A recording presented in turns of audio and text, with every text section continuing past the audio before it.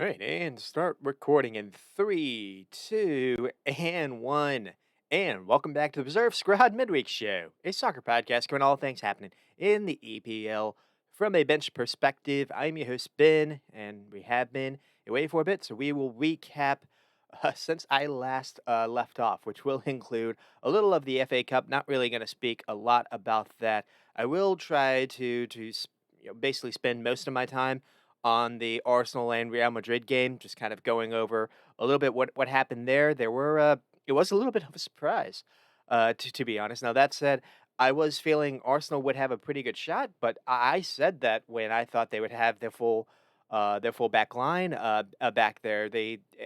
Well, since I last did this, Arsenal lost Gabriel in their midweek fixture, so I'm going to go a little bit over what happened in the midweek, a little bit before this, so a lot to cover. And to get started, I will actually just start with what happened with the Man City game and Crystal Palace game that just happened. And what a crazy game this was. I mean, City looked out of it actually 30 minutes in, and then a little. There was basically a turning point where Eberechi Eze actually gets a third goal. It's a wonderful finish to beat Ederson, and it's rolled off just a little bit for being offsides. Now, before this, when it was 1-0, Marmoush was played in. Possibly could have finished. I think it was either it was a pretty nice save, I think, by Henderson to stop that. Kevin De Bruyne also hit the post, I think, when it was 2-0. But City were it was pretty easy for Palace to actually get behind them. They were using Ismail Assar up the channel like pretty effectively. They were getting it behind. They were getting looks. Palace were they had City. You thought where where they would want them. 2-0 lead. Yeah, it felt like they were allowing City to have the ball, but weren't like necessarily pressing them high. But all it took was Kevin De Bruyne to wake up. He has a free kick that beats Henderson, and then from there, comeback is on. It's only, for being outplayed, it's only a 1 goal game, and then a couple minutes after that, Kevin De Bruyne is able to find Omar. I think it's either a header. There's a clever strike after Kevin De Bruyne has a header across the goal. After McAtee has a cross from the other side of the field, and all of a sudden it's 2-2, and then it felt like City actually had pretty good control of the game from there. So we get to halftime, and it's very funny because Omar Marmoush is he looks like he's going to be a certain type of striker, and basically I think the word's going to be a finisher.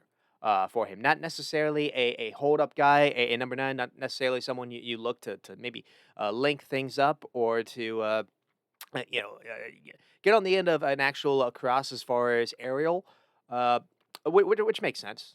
Given his physical build. But what he really he looks like he'll sniff a chance when it does come his way, and he didn't have a whole lot of looks. In the Man United game that happened last week, but he did have one, and he had an unbelievable strike that Onana had to have a pretty good save on. So he's got a lot of power to his strikes. It looks like he likes making runs off the ball, and the problem is the City don't always usually look to play those kind of runs in. And I think the one thing for City fans is you have to look at this, and there's not going to be a fear of him and Erling Haaland clashing. I don't think we can say that because it feels like Marmoush it can basically make these runs off Haaland a little bit, back shoulder or can kind of do a little bit what Julian Alvarez was doing when Alvarez was there, last season. So I don't necessarily know if Marmoush is necessarily the best as far as being the lone striker when Holland isn't able to play, and I think we saw that show up in the Man United derby. But here, you sniff a chance for him, and he's going to take it. But and then you basically the second half, it's just a City onslaught. Kovacic makes it 2-3. Also set up by Kevin De Bruyne, also set up a little bit by Nico Rally, making a clever run in behind. Pep has started to use his fullbacks a little bit differently, and I think that was one of the reasons why we saw this game to turn out the way it was. And then 4-2 by James McAtee. It was interesting to see him get a start. Phil Foden wasn't apparently available, but there were people like Grealish, Savio, Doku, that would choosing not to that Pep decided not to go with. And he rolled the dice with James McAtee and was rewarded with it. McAtee had a pretty good game. He not only scores, this goal. It's an assist by Ederson, by the way. It's one of those. patented just long balls by Ederson that I think we saw last versus Newcastle. When he played Marmoush in as well. So he's always had that in his locker. Uh, but I think just the main thing is McAtee was making some pretty good runs and getting into really good spots, and he was just missing. But he also set up a couple of these goals as well, so pretty good movement for him. Sometimes these City players don't always move without the ball, and McAtee was making some pretty nice runs. So he's rewarded with his goal, and then Nico Rowley, who set up one of the earlier goals, I think to Kovacic, also got his goal as well. Shot just kind of deflected in.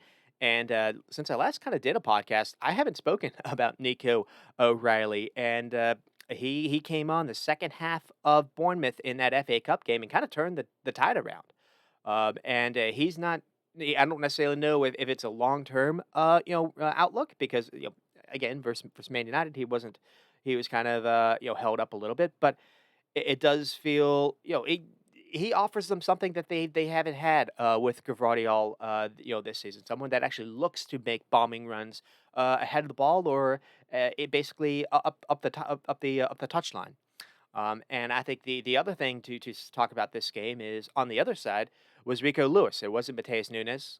So Pep kind of did a little change around at the right back spot. And another area of concern that Pep has struggled or City have struggled with this whole season. And I in most games I have not liked Rico Lewis, and I've been pretty vocal about that. But Pep has used him in weird ways. So Pep has used him to almost, I think the word is inverted. So tries to shift him basically in the midfield, and he basically just clogs things up. Sometimes he's actually been played as an actual midfielder. I think we saw that with Liverpool, almost like double up, and he can get bullied a little bit physically. But at least here he was one.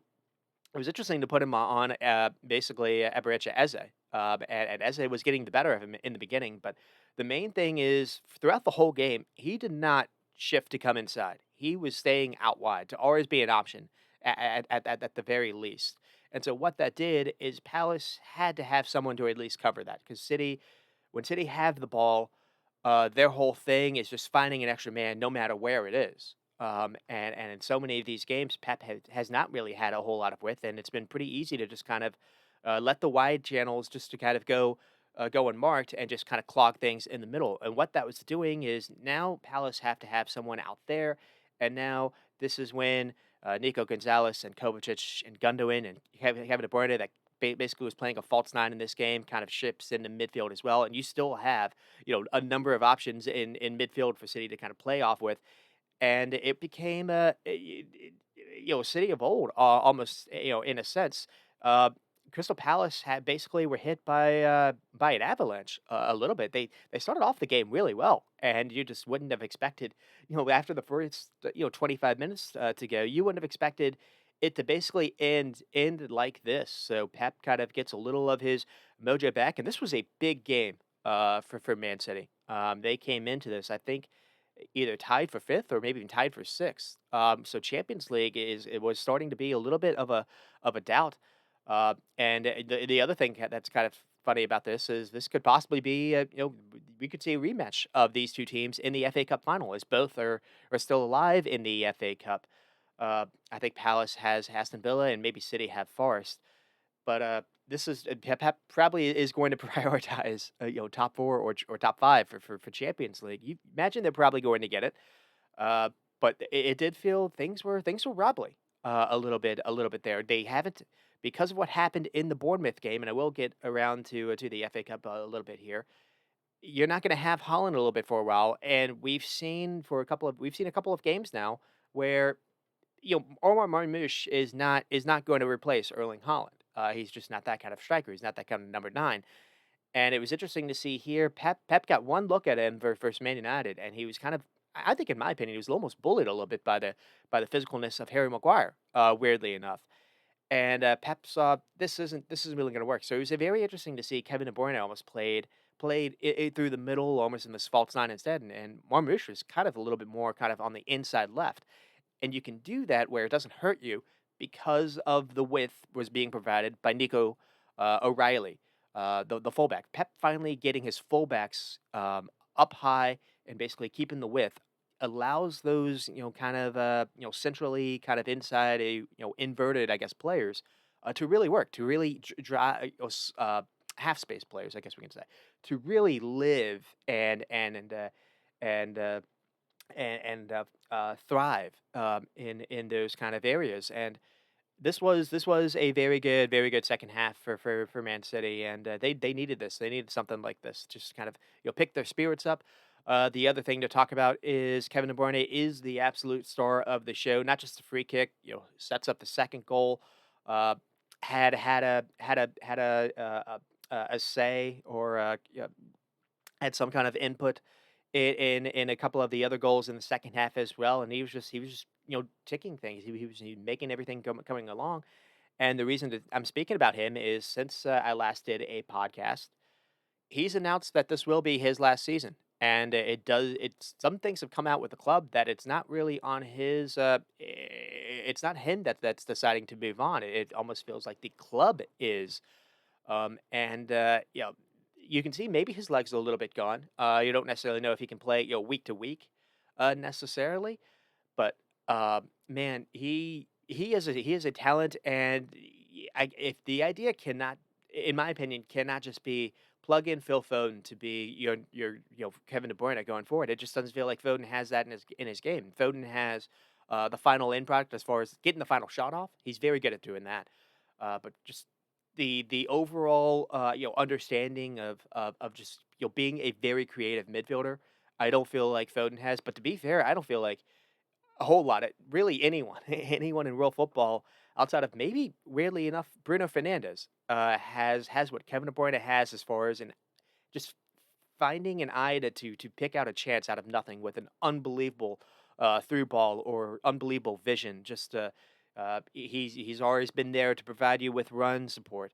Until very recently, as he's physically declined, but you still see he has game, and what a very big game for him, and not many games left at the City Ground for him as he has made it official, and these fans need to kind of soak that in, to lose a legend like that, and not just a legend. I'm a Liverpool fan. When people talk about the best attacking midfielders in England over the years, everyone's the first name that comes up is Steven Gerrard. Kevin De Bruyne is going to have a pretty good shout for that. Chelsea fans will say Frank Lampard. Frank Lampard was an unbelievable scorer. I don't think anyone's ever going to touch his record as far as goals, actual goals from a midfield. But as far as just taking a game and just dominating it. Steven Gerrard did play in a different kind of era. He played with under more pragmatic managers. I guess you can maybe make an argument there. But Kevin De Bruyne is special. That's the. I'm not necessarily going to say it's one over the other, but I'm just gonna outright say that Kevin De Bruyne has been special his entire time since arriving at Manchester City. At a couple of times where he has Pep's football is known for being structured. It's known for being very, people are in their positions, and you got to pass around it. It's known for kind of just killing you with passes. When that hasn't always worked, you eventually need someone to take a chance. You need someone to go off script. I guess is the word for it, and that has been Kevin De Bruyne over many years. And he was, I think he does lead the league now for assist over the over a season. Salah maybe has a chance to catch him, but I don't know if that necessarily is going to. Maybe Salah can pass it, but that's a stat that he deserves to own. Uh, and just you think about him, you just think of special moments, special goals, special unbelievable, just kind of crosses or through balls, unbelievable, just either long distance crosses, angled crosses, just again through balls. He has a dribble on him, and again the shot making as well. It's just and people talk about the game getting boring, the game getting stale, the game getting too structured, too academyized, I guess you can say. You need players like that really do light you up, and Kevin De Bruyne is one of those. And it is a shame, at least from a neutral perspective, that the game is maybe moving off him a little bit, and you don't really see where his or direct replacement is. The people have been lined up linked up to replace him. Maybe it could be Marmish, to be honest. Maybe that actually is the idea. If Pep doesn't like playing him on the left or on the right, you have Holland that's always going to be there, and you feel like Marmish is either going to be a second striker or a second kind of playmaker. I don't really know what that does for Phil Foden. It doesn't feel like Pep really loves Jeremy Doku or Jack Grealish a whole lot.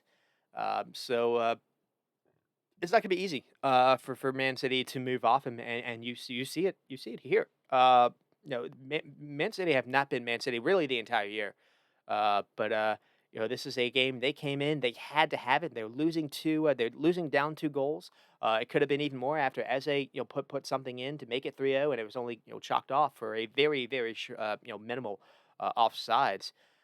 They were getting outplayed, and then just if you went to the bathroom or you looked away, all of a sudden it's 2-1, then 2-2, and then it just they never lost control of the game after that, and a lot of that really was Kevin De Bruyne's doing. So the note I have here is no Foden, no problem, at least here, and when I get to the Manchester derby get coming up. Foden was Foden actually probably had the best of their looks, to be honest, in that game. And it was just a lot of it was just him waiting to get the ball and he not really doing anything out of possession. And that has been just Phil Foden's just entire season, and it uh, hasn't just been missing Holland. It's just been a weird season for him, and it starts with that stint with England in the summer, and who knows, maybe you figure he'll eventually snap out of it, but it has been just that kind of season for him. But it just you're getting a very good look from these 2 games here, how different these 2 players still are. Uh, and then so that'll be just kind of how I lead off, and then just going off what happened in the FA Cup, and it is bittersweet a little bit for Palace here, but Palace had an unbelievable time a couple of weeks ago when they did take on Fulham. I think it was actually at the Fulham ground, and Palace were just unbelievably good. Eze with an early goal and then an assist to Sarr to make it 2-0. Eze and Sarr have been just a really good 1-2 combination play, and then you include Mateta into that to make a pretty nice three horse monster. And Fulham were okay in an attacking sense and a sense of keeping the ball, but they really weren't really able uh, to really threaten Dean Henderson. It didn't feel like he had a whole lot to save.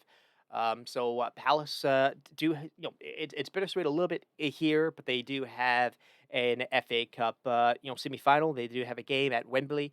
For that club, Oliver Glasner is a title or is a silverware winning manager. I think he won with Frankfurt over Rangers in Europa League a couple of seasons ago. And the only thing to say here is you just look at the one what to kind of go back to the Man City game. Why was it so lopsided? Uh, Maybe Mateta wasn't full health. Oliver Glasner takes him off at halftime, and just they were not the same team after that. The shape changed a little bit. Maybe he tried to get on an extra midfielder. He put on Will Hughes. That just did not work out. The other thing too was they were missing Mark Gahey, and because of what happened, last week in the Brighton game, Mark Gahey got sent off a little bit towards the end, and so they weren't able to play with one of their better center backs, and so it changed the back line just a little bit, and it mattered. You imagine the FA Cup game, they'll have Gahey. You think maybe they'll have Mateta. In the a couple of weeks ago, got pretty banged up in the FA Cup game earlier. In the first one of the championship sides. It was one of those ugly challenges. So you actually see him, and he's now wearing a neck brace. So maybe he's not fully back from that. That said, he gets a goal, an unbelievable goal versus Brighton in the last week as well. So you imagine they have a couple of weeks now until that FA Cup semifinal. You feel like Mateta would probably be available there, and just that team in a kind of cup final kind of atmosphere. It's built to handle stuff like that. It's built to basically it is very counter driven. They use their wing backs to offer their width. They're very good though going forward, very direct. So they're not really the most pressing side. Out of possession, it does feel like they can have some issues. City did not have any kind of problem having on to the ball. Palace were kind of letting it happen, and then when Palace had to go chase the game, that didn't feel like they were really interested in doing that either. So out of possession, if Palace are chasing the game, that can be a little bit of an issue. But as long as the game's in hand, they have a very scary kind of setup. They have center back when they have their first choice back line, center backs that can play high up. They do get some pretty good width and creation from the wing backs in Mitchell and Munoz, more specifically Munoz than Mitchell. But Mitchell can get forward as well. But the main thing is that front three and as a Mateta and Ismail Assar. And it took a while for Oliver Glasner to actually put Sara back into his lineup. The Palace lose Michael Elise to Bayern Munich, and you were wondering what they were going to do to fill in that void. In the beginning, I think it was Daishi Kamada who's playing there, and he could be a clever kind of player as far as being on the ball, but he doesn't have the legs really to go forward, and I think you're kind of seeing a little bit of that kind of messing up, or that you saw that messing up a little bit in the beginning of the season. So not him Glasner not trusting Sar, I think was the reason why they were struggling a little bit in the beginning of the season. But they didn't have Mateta either, whether or not he was tired from the Olympic run or what. And since Mateta has come into the lineup, they've clicked. They've been a very good side since the turn of I want to say maybe November. We have to remember this Save Palace side that was basically bottom of the table. First couple of months into the season, people were talking about them maybe being trouble. There was talks about maybe them moving on from Oliver Glasner, and they've stuck with him, and rightly so. They started out, the way they closed off the season last year. That was with Michael Elise, but you figured there was something here for them. And if they had just had an average start the first 2 weeks of the year, the way that they've been good defensively, this Man City game kind of excluded, they'd be up there. With one of the way that Forest and all these other clubs have been talked about for a Europe spot. So, but they still have a chance to maybe sneak in to something if they do win the FA Cup game and they are alive in the FA Cup. So that's where we are there. And then the other kind of semifinal or the other kind of quarterfinal was Man City over Bournemouth. Bournemouth. This is a game that Bournemouth opened up with Evan Nilsson. I think it's Clivert that it's one of those counter goals. Clivert has a ball into the box that Evan Nilsson basically eventually puts away. Man City were losing in after the first half, and it was a very weird game because Erling Haaland starts this game and possibly could have had a hat trick the first 20 minutes into the game. They were actually getting him some pretty good looks, and he just wasn't necessarily taking them. Kevin De Bruyne starts that game and was looking quite good in that one as well. And then, actually, Erling Haaland, there's this penalty. I think it's even on Tyler Adams, USA's Tyler Adams, and Erling Haaland actually misses the penalty, or Kepa saves the penalty. So you felt like Man City weren't necessarily out of it, but this is a Bournemouth side that you felt had some momentum. They were at their home ground, leading at halftime, and then Pep makes a change, and it's not the change I would have expected. You figured they need to find someone, to bring on to offer them a little bit more kind of wide creation, and instead it's Nico Riley. And basically, I think he switches maybe Mateus Nunes on, or they moves Gvardiol back to center back to bring on Nico O'Reilly, and it was a strange sub, and it was brilliant. Oh, what they did is he took off Kushinov to basically move Diaz and uh, and you have Gvardiol and Diaz as kind of your back line, and you bring on this kid Nico O'Reilly who had been actually the hero of their last FA Cup game, weirdly enough. And here's a player that sometimes has been played in midfield. You don't really know what his position is, but the first thing he does, and it happens just basically a couple minutes into the second half, is he makes a run and Kevin De Bruyne sees it, and it leads to a chance. And then a couple minutes after that, it happens again, and it's also played by Kevin De Bruyne, and he's able to find Erling Haaland with a square ball. Haaland gets a chance and takes it 1-1, and then Haaland gets hurt. and it looks like he might actually be out for the season. He's been on crutches the last couple of games that they've shown. And so it's going to affect City going forward. You imagine, and we saw it versus Man United. I think they did desperately miss Erling Haaland. But they do have Omar Mamush, and basically they bring him on as the replacement, and he gets the second goal, and it's also another goal that's caused a little bit by Nico O'Reilly, bombing up that channel. So. And then from there, City's mainstays, Kevin De Bruyne's, Bernardo Silva's, Gundogan's, just able to keep the ball and just tire out the legs of the Bournemouth press. And Bournemouth, since then have, or really even before this, have hit a slide. It's continued into the next match days, as well as they still haven't gone with the win. I think the last win they had, uh, shoot, it is going back a little bit, maybe back into February, maybe when they beat Southampton or something. They've had a very weird stretch where you wouldn't have imagined that they have had a couple draws in there as well. I think they drew Spurs. They've had a couple of draws, back to back. But they've gone maybe 8 games or so now without a win. When they were on cruise control a little bit there for 8 minutes. So you imagine they were maybe playing a little bit above their level. Uh, they did have a couple injury issues, but the funny thing is since guys have returned now that they've kind of lost some things, but also the last couple of games they've lost or Justin Clivert, so they've had to try to switch something up there. In the Man City game, in the FA Cup game, they were not able to play with Kirkes or Dean Howson, so that ended up kind of showing up a little bit maybe as well. So you feel a little bit for Iriola as the team has started to slide a little bit. I think they're maybe outside the top 10 now. I mean, still an unbelievable season for them, and you still wonder if someone will actually take a chance on Iriola or not.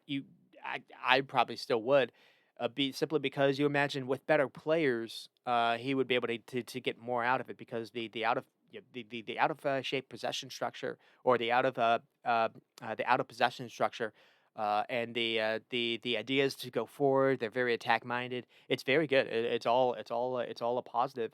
And you just imagine with maybe slightly better players, they would be able to control just a little more of the ball. There has to be a happy medium because sometimes they'll go into a game and only have 200 passes.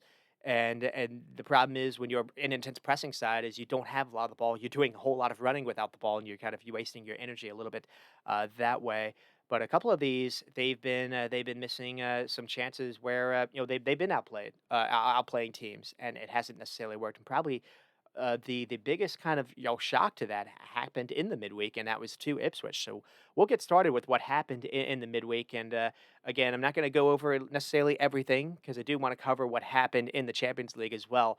But to just kind of get started a little bit here, we will probably spend a little bit of the time on Arsenal because of what happened with Real Madrid. So they do what they need to do. Reverse Fulham. So 2-1, Mikel Marino with a nice little run by Ethan Wanyari and cross finds Marino to make it 1-0. And then second half, Bukayo Saka was kind of the storyline coming into it. He was available for the sidelines, and he actually comes onto the field and scores. And Lewis Skelly does very well to get forward. Has a nice cross that finds Martinelli, and Martinelli has a flick. I think he's going for goal, but whether or not it's clever on purpose or by accident, it's still a nice little flick by Martinelli, and Saka's there back post to kind of put that in. And then Munoz made it 2-1 in the 90th minute, but he missed a sitter earlier. Fulham also had a 2v1 with Adama Traore in the second half. Simple square ball was on for Raul Jimenez, and Adama Traore just kind of missed it.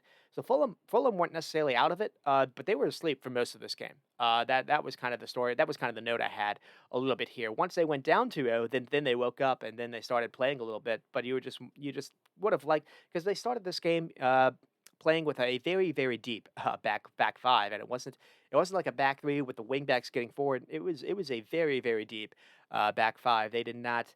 They were trying to prevent. They were trying to make Arsenal suffer a little bit. Now this has been a formula that has worked against Arsenal in the past. But once Arsenal get the first goal, then things kind of changed a little bit. But the other thing too that happened in this game was one of the few times when Fulham were able to get forward and were able to have a little bit of a counter. I think it's with Adama Traore as well. So it would have been a very dangerous counter. Is around like the 12th minute or so. It might have even been on an Arsenal corner kick. uh, Arsenal are about to get maybe done by, and Gabriel has to kind of do a little last ditch defending to stop this counter, and he does his hamstring. And I think they've actually said he's going to be out for the season. So Jakob Kilwar has to come on, and that's not like for like. Kilwar can be pretty good on the ball, but just out of the way that Arsenal play that high defensive structure, you felt that was possibly an versus a team with Real Madrid and the kind of pace that they have in behind, and you worried a little bit about that coming into this game. And the other kind of note I have for Fulham here is no Calvin Bassey, and that really was kind of big too. So they went to a back three. Maybe that was they were trying to kind of mask by not having Calvin Bassey. So that kind of affected them a little bit as well. And unfortunately for Liverpool, they had Calvin Bassey, but Diop didn't have necessarily have his best game. Cuenca didn't either. They had a Damatrari, but they didn't have it was interesting to not see Alex Iwobi either. He was kind of rested a little bit here too, and so who do we see versus Liverpool when Fulham play their next game? Oh, we see Alex Iwobi and Calvin Bassey back, and that they were both quite lively versus Liverpool, unfortunately, and so that's kind of the kind of thing to talk about there. Not necessarily much more to add, but now we'll get to the Real Madrid game. And Arsenal fans, this is what they have wanted for many years. You get into the Champions League. Now they had a chance last year with Bayern as well when Bayern came to the Emirates, but when Madrid come to your stadium, especially in a knockout, it's something different, and it's something that Arsenal fans just haven't really experienced for a while. You can't say Bayern, but this is what the Arteta project. This is what everything's kind of been building up to. This kind of moment, this kind of chance to get through a someone like Real Madrid to maybe get to a semifinal, and then who knows if you can get to there. Though PSG possibly awaits for them as well. It doesn't necessarily get easier. But this game ends 3-0 in Arsenal's favor, and it's 0-0 at halftime. And the funny thing about this is Real Madrid had a decent kind of 20 minutes to start, but after that, the last 10 minutes or so, Saka really did wake up. It like that right side, whether it was Odegaard, Saka, and Timber, or just Real Madrid were not able to cover it at all. And so that'll kind of be the main thing that I focus on when I get to the first half summary. Why that was happening, and it was because of a certain player, maybe two players, that you maybe wouldn't expect. But that said, it was still 0-0, and you felt if Real Madrid do get a chance, they're probably going to take it. And then you just wondered was that maybe Arsenal's kind of moment, and then the second half happens, and it really was more of the same. And it's 3-0, and it's two unbelievable wonder kick goals by Declan Rice, and I don't really know which one is better. So I'm not necessarily going to argue one or the other. Both are unbelievable. I mean, the first free kick is like video game like with the curl that he has. He starts the ball maybe 3 or 4 feet outside of the post, maybe 2 or 3 feet, and he starts the ball well outside of the near post, and he curves it around the wall. And I think I've seen someone doing like a video graph about it. If if Real Madrid had an additional player on the wall, it still would have curved around him. Uh, I didn't know he had that. The commentators were saying Declan Rice is unbelievable with his free kicks. His corner kick delivery is spot on. I can't say that, but I don't know if I've ever seen something like this from him. Now he did have a really nice free kick uh, versus I think Everton. So that's something to say as well. But Pickford was able to save that. Uh, but this was unbelievable. And coming into this, that's the other thing as well. Arsenal, come into that Everton game not having Gabriel, and Lewis Skelly has a little bit of an error, but I feel like he's maybe hard done by. Uh, but Arsenal dropped points for Everton, coming into this Real Madrid game as well. That was another thing, kind of feeding into this a little bit. So you didn't really know what to really expect. Uh, but it's two unbelievable Rice free kicks. The first one, the curl, it's all about the curl. The second one, Courtois knows what's coming, and you could maybe argue the second one actually is better because Courtois already knows. Okay, I got to be on my toes, and Rice just absolutely puts does a poster stamp on it into the upper 90 from distance. Now, I think I've seen someone saying maybe Rodrigo could jump better because he kind of jumps out of the way. Rice hits this with unbelievable force. I don't really know if that's true. Again, it is just perfect delivery. Saka gets the two fouls that draws the two free kicks. But the reason why I'm kind of harping a little bit about this is it's two wonder goals. So you think, oh, lucky shot, lucky two shots for Arsenal, still outplayed. No, Courtois had to make something like seven saves in that second half, just back to back and back. Arsenal were all over them. All of a sudden, Real Madrid are the team that can't really, get out of their own, end, and Arsenal having no issues to, finding moments to get across into the box or to find some feet, and it's just Courtois having to make save after save after save, just getting blitzkrieged, basically, and then Mikel Merino makes it 3-0, and it's a very nice finish for Mikel Merino as well, and he just continues to just score for fun, really, because I think he also scored versus Everton as well, and scored versus Fulham. So 3 games in a row for Mikel Marino, no Kai Havertz, no issues. It makes sense, in hindsight, or maybe not necessarily in hindsight, that they've missed Saka. They haven't necessarily missed Kai Havertz.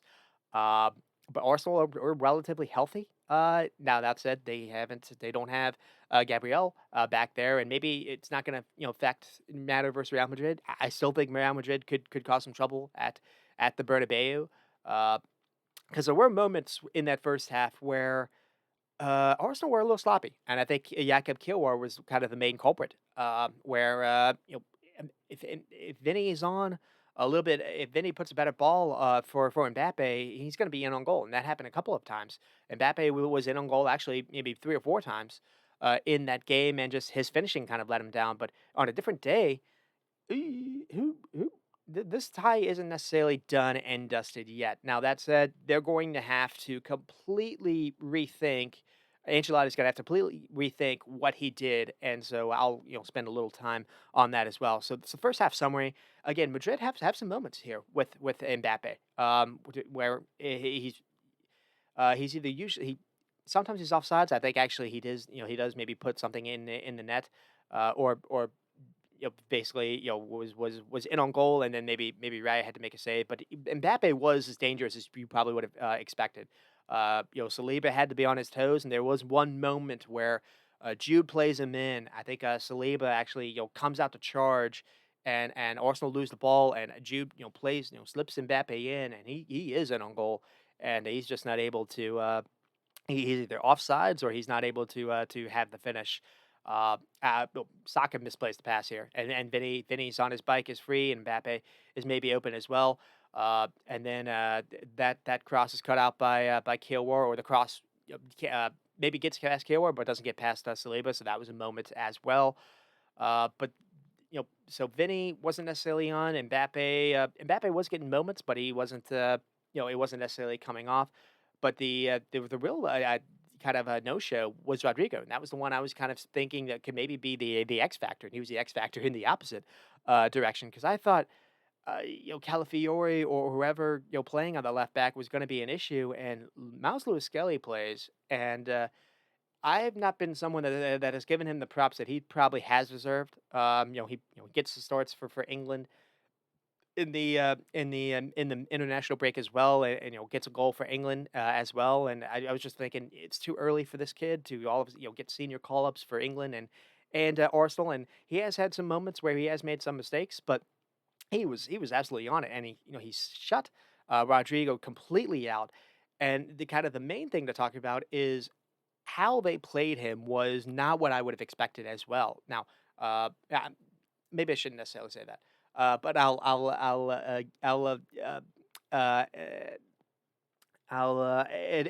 expand on what I mean by that, because I don't really see him as a left back. I think I've said that before. I don't even think Arsenal fans see him as a left, or the Arsenal coaching staff do. Uh, but how do you find a way to play him in midfield? Not just the inverted stuff, but how do you find a way to where that doesn't necessarily harm you? And the basically the idea about that is, one, you don't lose the ball at all, and he the way that they were playing him completely destroyed how Real Madrid's shape was out of possession. So that helped. And then the other thing too was once you're able to get through the first kind of phase of buildup, because that's been Arsenal's kind of issue. So, that was Arsenal's issue last year. Is how do you find a way to get Odegaard the ball in the final third where he doesn't have to run all the way back? How do you find a way to get soccer more involved? Likewise, because last year, whether it was Declan Rice or someone else, Arsenal were struggling a little bit in that respect. Here, they fixed that and they've solved that a little bit with Miles Lewis Skelly and with Thomas Partey. Uh, but the other thing to talk about is once you can have that fixed, now Arsenal are getting into the middle third at ease, and now Saka is getting involved, and he's having no issues of finding ways to get past Alaba. And so the game goes on, and it's just Saka owning that left side. And Madrid tried Alaba at left back. I was thinking, maybe Madrid's left back would be an issue for them. I was thinking it was going to be Mendy. Instead, it's David Alaba. I don't necessarily know if Mendy would have been worse. This was a disaster. So Saka has no issues to get past him. He was also finding some joy, cutting towards goal, linking up with Odegaard, or going to the outside and going to the byline and getting some dangerous crosses into the box where Mikel Marino just wasn't picking up on those runs earlier on. Where maybe Havertz in that respect maybe would have done a better job, because that was one thing where if you had a number 9 that sniffs that, maybe he's there to get a couple tap ins, but. Uh, there were a couple of times when Martinelli was maybe arriving at the back post, and it felt like Asensio was there to doing well to get a key block. And then towards the very end, there's a moment where Real Madrid are just adamant to not make Saka beat them. And I think actually Lewis Skelly maybe has the moment where he gets on the ball and he just decides it doesn't matter if Real Madrid have this kind of block in front of him or this kind of wall. He's going to go through the wall, and he basically he takes a chance, and basically that kind of causes a little trouble a little bit for Real Madrid as well. And eventually it comes to Timber, and Timber has just a ball whipped into the box. And Asensio had been playing well at this point for Real Madrid, but he gets beaten here. And Rice has a very, very good header on the ball. And Courtois again makes a first of many, many unbelievable saves. But as that first half was going on, Saka is having all this joy. But the other person that was having joy was Odegaard. Madrid just kept losing Odegaard down that side. Why was that? Because of Jude Bellingham. Jude Bellingham's defensive responsibility was going to be him. Madrid line up in almost a 4-4-2 kind of shape.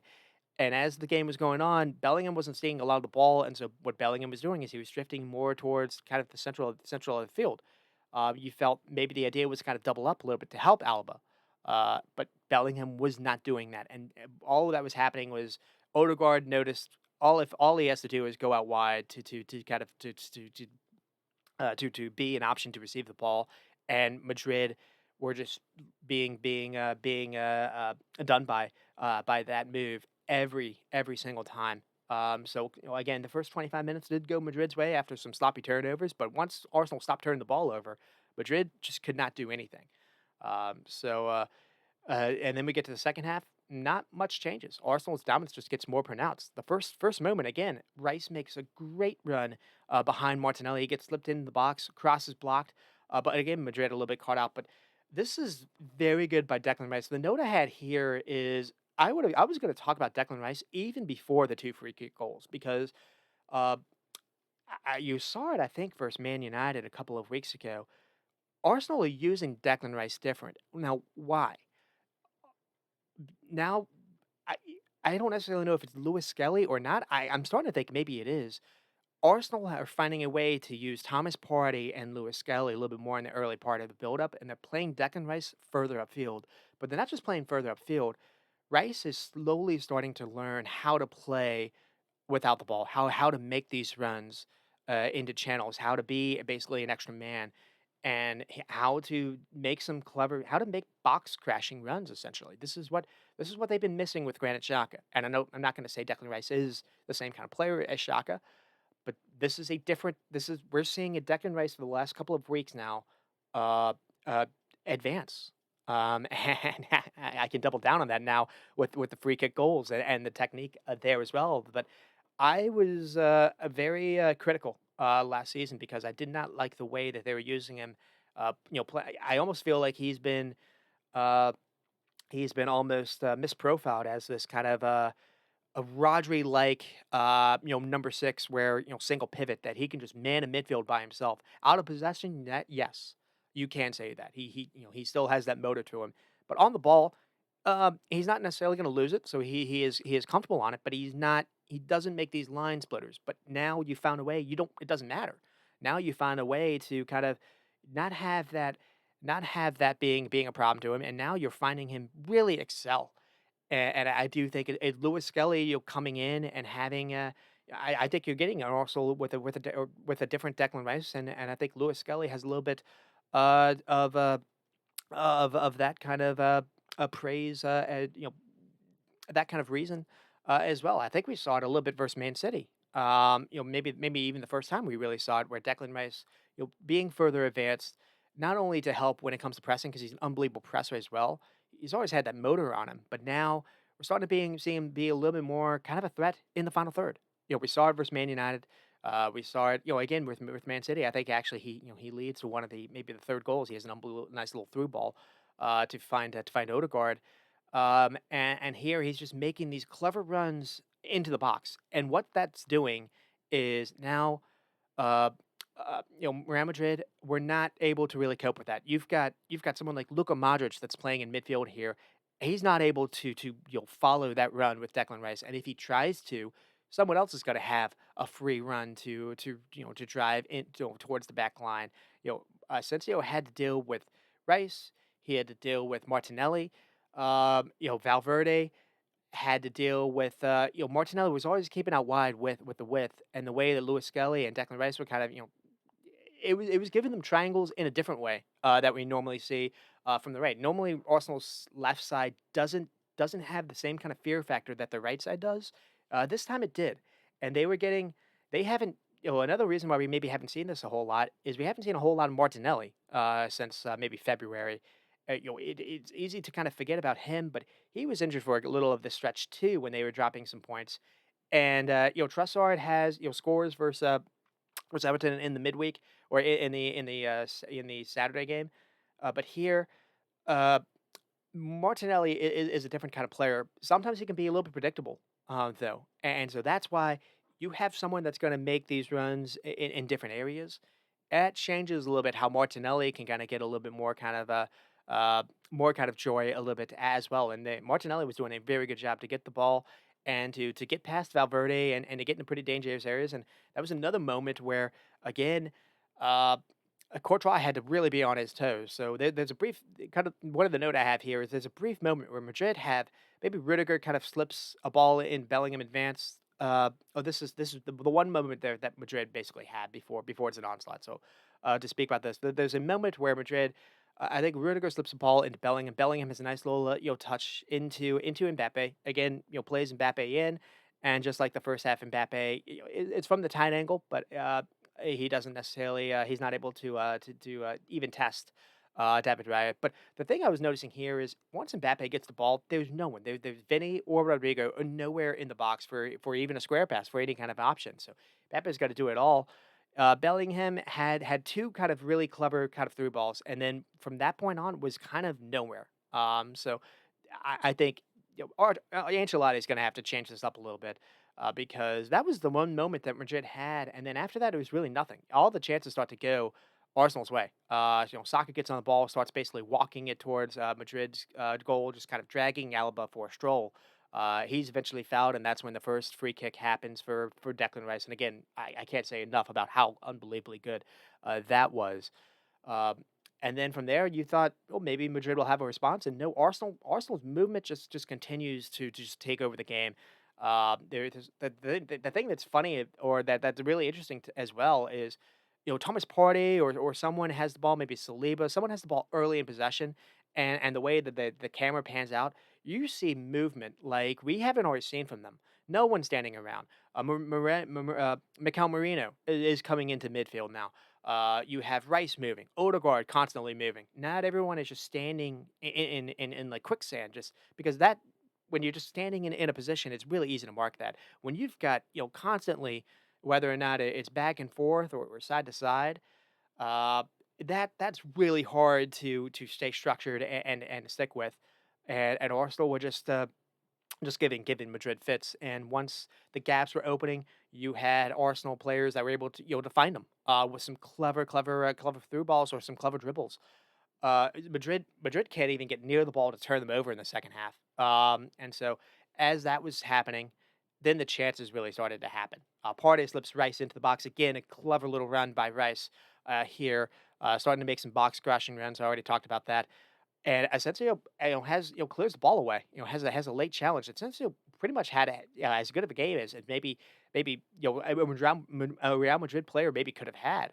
That said, it still wasn't nearly enough, and Courtois again had to make save after save. So there's another kind of early moment where Rice gets in the box, and it's another kind of moment where Asensio has to clear it. That happens two times in the second half. And then basically Courtois makes a triple save from Martinelli first, and then Mikel Marino. Lewis Skelly basically gets past a couple of defenders, just carry the ball through traffic. He did this in the first half as well. He figures no one's gonna stop him, and the ball just kind of sticks through his feet. And once you're able to get past a wall of defenders, now the people have to switch around, and now that's when you can create a little chaos into the box. And uh, Rice basically, that creates basically a chance for Martinelli. I think he slips in Martinelli, and again, Courtois just makes a very nice little glove save. And then from there, he still has a lot to do because the ball finds Mikel Marino. He has a shot. I think that's even cleared off the line. And then there's another moment where Courtois has to make another save. And then a little bit after that, Declan Rice on a corner kick. Jude Bellingham has to clear the ball off the line. So again, Arsenal all over Real Madrid. You just didn't this we haven't seen this Arsenal all year. Now we haven't seen them really fully healthy for the most part, at least offensively. They haven't. The first half of the season they missed Odegaard. And then they lose Saka from December on, and then lose Martinelli. And I have been critical. And the injuries absolutely have affected them. But that said, uh, the kind of the funny thing is I don't know if the injury to Havertz has or not, because Mikel Merino has come in, and there have been some games where you think, okay, this isn't going to work. He's a defensive minded midfielder, and you're playing him as your striker. And then there are other games when maybe it's not fully there, and he's just kind of learning the position, but he's a threat into the box. And the main thing is when he does get a chance, he's not bad at getting a shot on target. And that's basically what happens with the third goal. Uh, so there's another kind of moment here as well. Lewis Skelly makes a good run up the channel, ball whipped in by Marine. Oh, that's kind of where we get to. So he gets the third goal, and Lewis Skelly just makes a good run up the channel. So it's not just him just kind of being an extra man in midfield. He can offer you some width, and he actually offers you. Uh, he gets into the box, and he has a a cross with his left foot. So he's not just 1 foot dominant. So that's good to see. And Mikel Marino is in the box, and it's a one time hit, and he just finds the corner. It's a superb hit, and it's a really nice find by Lewis Kelly as well. Um, and again, just the way that they were using him, it's when he starts off as an additional midfielder, that's not really new. But the main thing that I was looking at is the turns he was doing to escape pressure was really unbelievable, and just felt like whether or not it was his power runs, his vision, he was too much for Real Madrid. Rodrigo, offensively, was not able to handle him. He offered no threat as far as going forward, but also defensively, just was losing him left and right. So he just became an extra man for Arsenal to just kind of have fun with. And then Real Madrid are playing Luka Modric in midfield as well with Camavinga, and Camavinga was doing a decent job, but Luka Modric was not able to help out of possession physically, and you just Arsenal just outmanned them, outmanned them in duels, and eventually the chances came, and again, it's not just the lucky free kicks. This could have been 5 or 6. Arsenal were that good. But now that said, Madrid have been hectic. They've been hectic side for a lot of the season. Just a few days ago, they shipped 4 goals to Real Sociedad, a team that looked second tier versus Man United in Europa.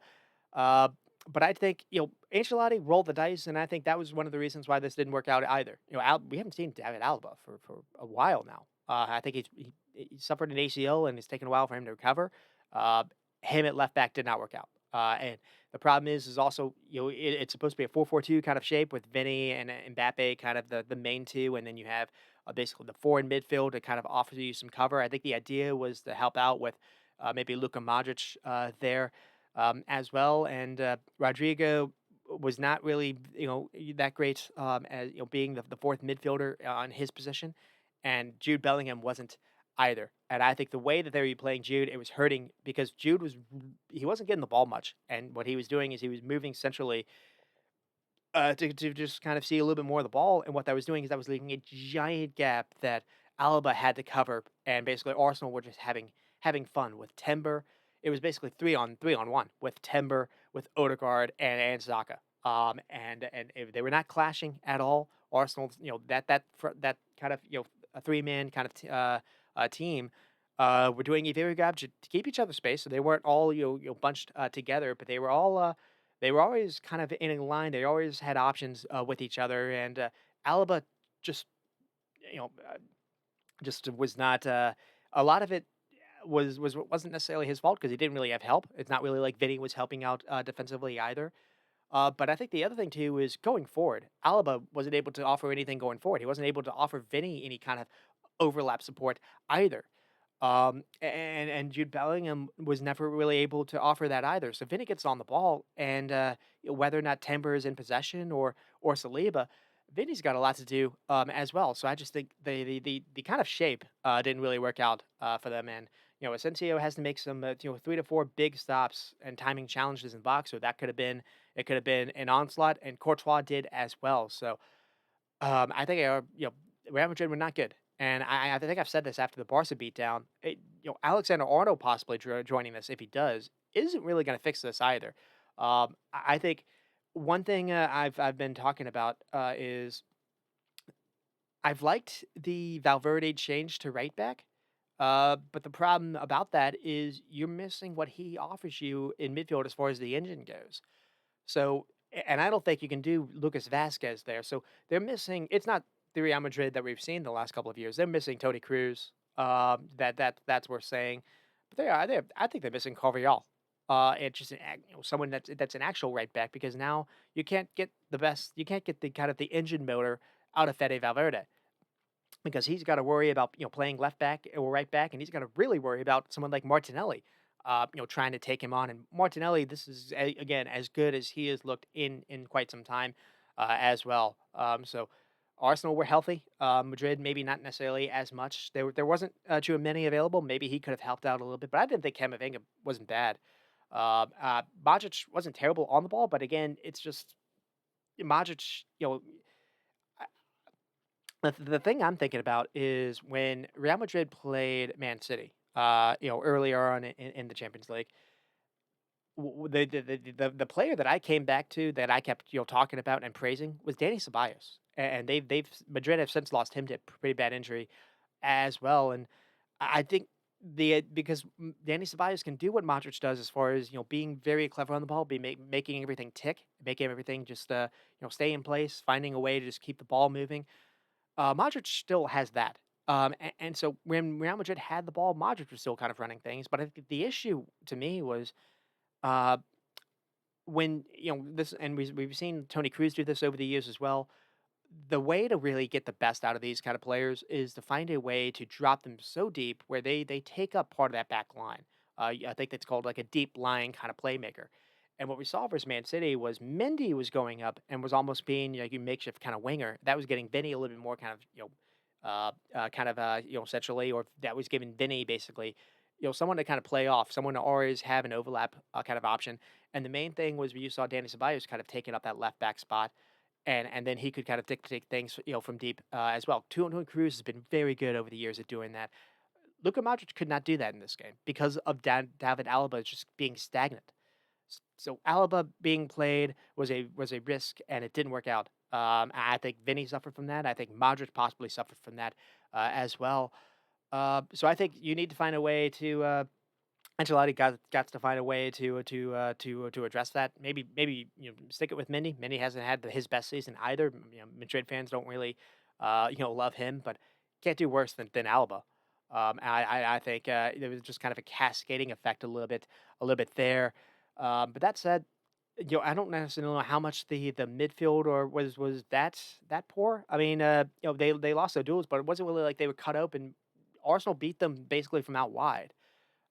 So uh, and the other thing too is I was thinking, the Gabriel injury when it happened, I really was thinking, you know, Mbappe versus Kilwar, that's going to be a treat. But I think that the thing that they do is Arsenal still played a relatively high line, but for the most part, Arsenal were pressing, but then not. If they didn't get the first kind of line of defense right, or if they didn't get the counter press right, where Madrid were able to keep the ball a little bit, they were dropping back and they're almost playing a little bit more of that kind of mid block, as you say. So the spaces behind wasn't necessarily always there. But the other thing too is they were playing David Ray almost like a sweeper keeper. So that was the way to get in behind wasn't as easy, at least through the middle. The possibly they could have been vulnerable a little bit from out wide, but or Real Madrid weren't really able to offer a whole lot of width this game. So as far as so Arsenal, deserve credit here. They Arteta deserves credit because it was clever in the approach. It wasn't that hectic press. Now they were able to win the ball back, in moments, but for the most, they were sitting off at least in that first half, and just waiting for Madrid to kind of come at them, and then. And the other thing too is they were very good on the ball. The build up play, they have Saliba out wide, Kierwar out wide, and then you have Partey kind of in the middle. Partey just becomes your conductor a little bit in a sense. Lewis Skelly comes into the middle, and then Declan Rice because that has a free role to kind of get open, and Odegaard likewise, and then Mikel Merino just drops into midfield as well to kind of be an extra man to clock things up, and it was just it was giving Madrid fits, and the way to kind of do this is you have to still have a way to have outlets. You can't just always have everyone kind of doing like that. And Martinelli and Saka will always be an outlet for you. And so this was well done. It was well done by Declan Rice. The gamble to play Saka paid off. You didn't necessarily know if that was going to be the case. Saka actually did get an ankle injury, so we'll have to monitor that a little bit. They have 10 shots on target. So again, just forget the free kicks. This is a masterclass in open play as well. And it's a 3-0 leading, heading into the Bernabeu. It's not done and dusted yet, but Arsenal are in the driver's seats. That said, it looks like they possibly will face PSG. We'll have to see if Aston Villa can do a turnaround there. That will be a little bit more of a balanced team than this Real Madrid side. Madrid have been, again, very weird the entire year. They've been reliant on someone having a hero moment, but collectively they've been broken against any kind of well structured side, especially Barcelona. They've been trounced in two of the Barcelona games. Uh, and Villa, Aston Villa did give Arsenal fits in both games this season as well, but it does feel like PSG are probably the team that they're going to face. Arsenal can maybe hang with PSG as far as being defensively strong, but PSG look very very strong as well. So we'll see if that actually is the semifinal or not, and if it is, what would be the I don't know if there is kind of an extra storyline. There would be an extra storyline with Unai Emery. Uh, if he could actually, face Arsenal in the semifinal. I don't know if there would be a storyline with PSG.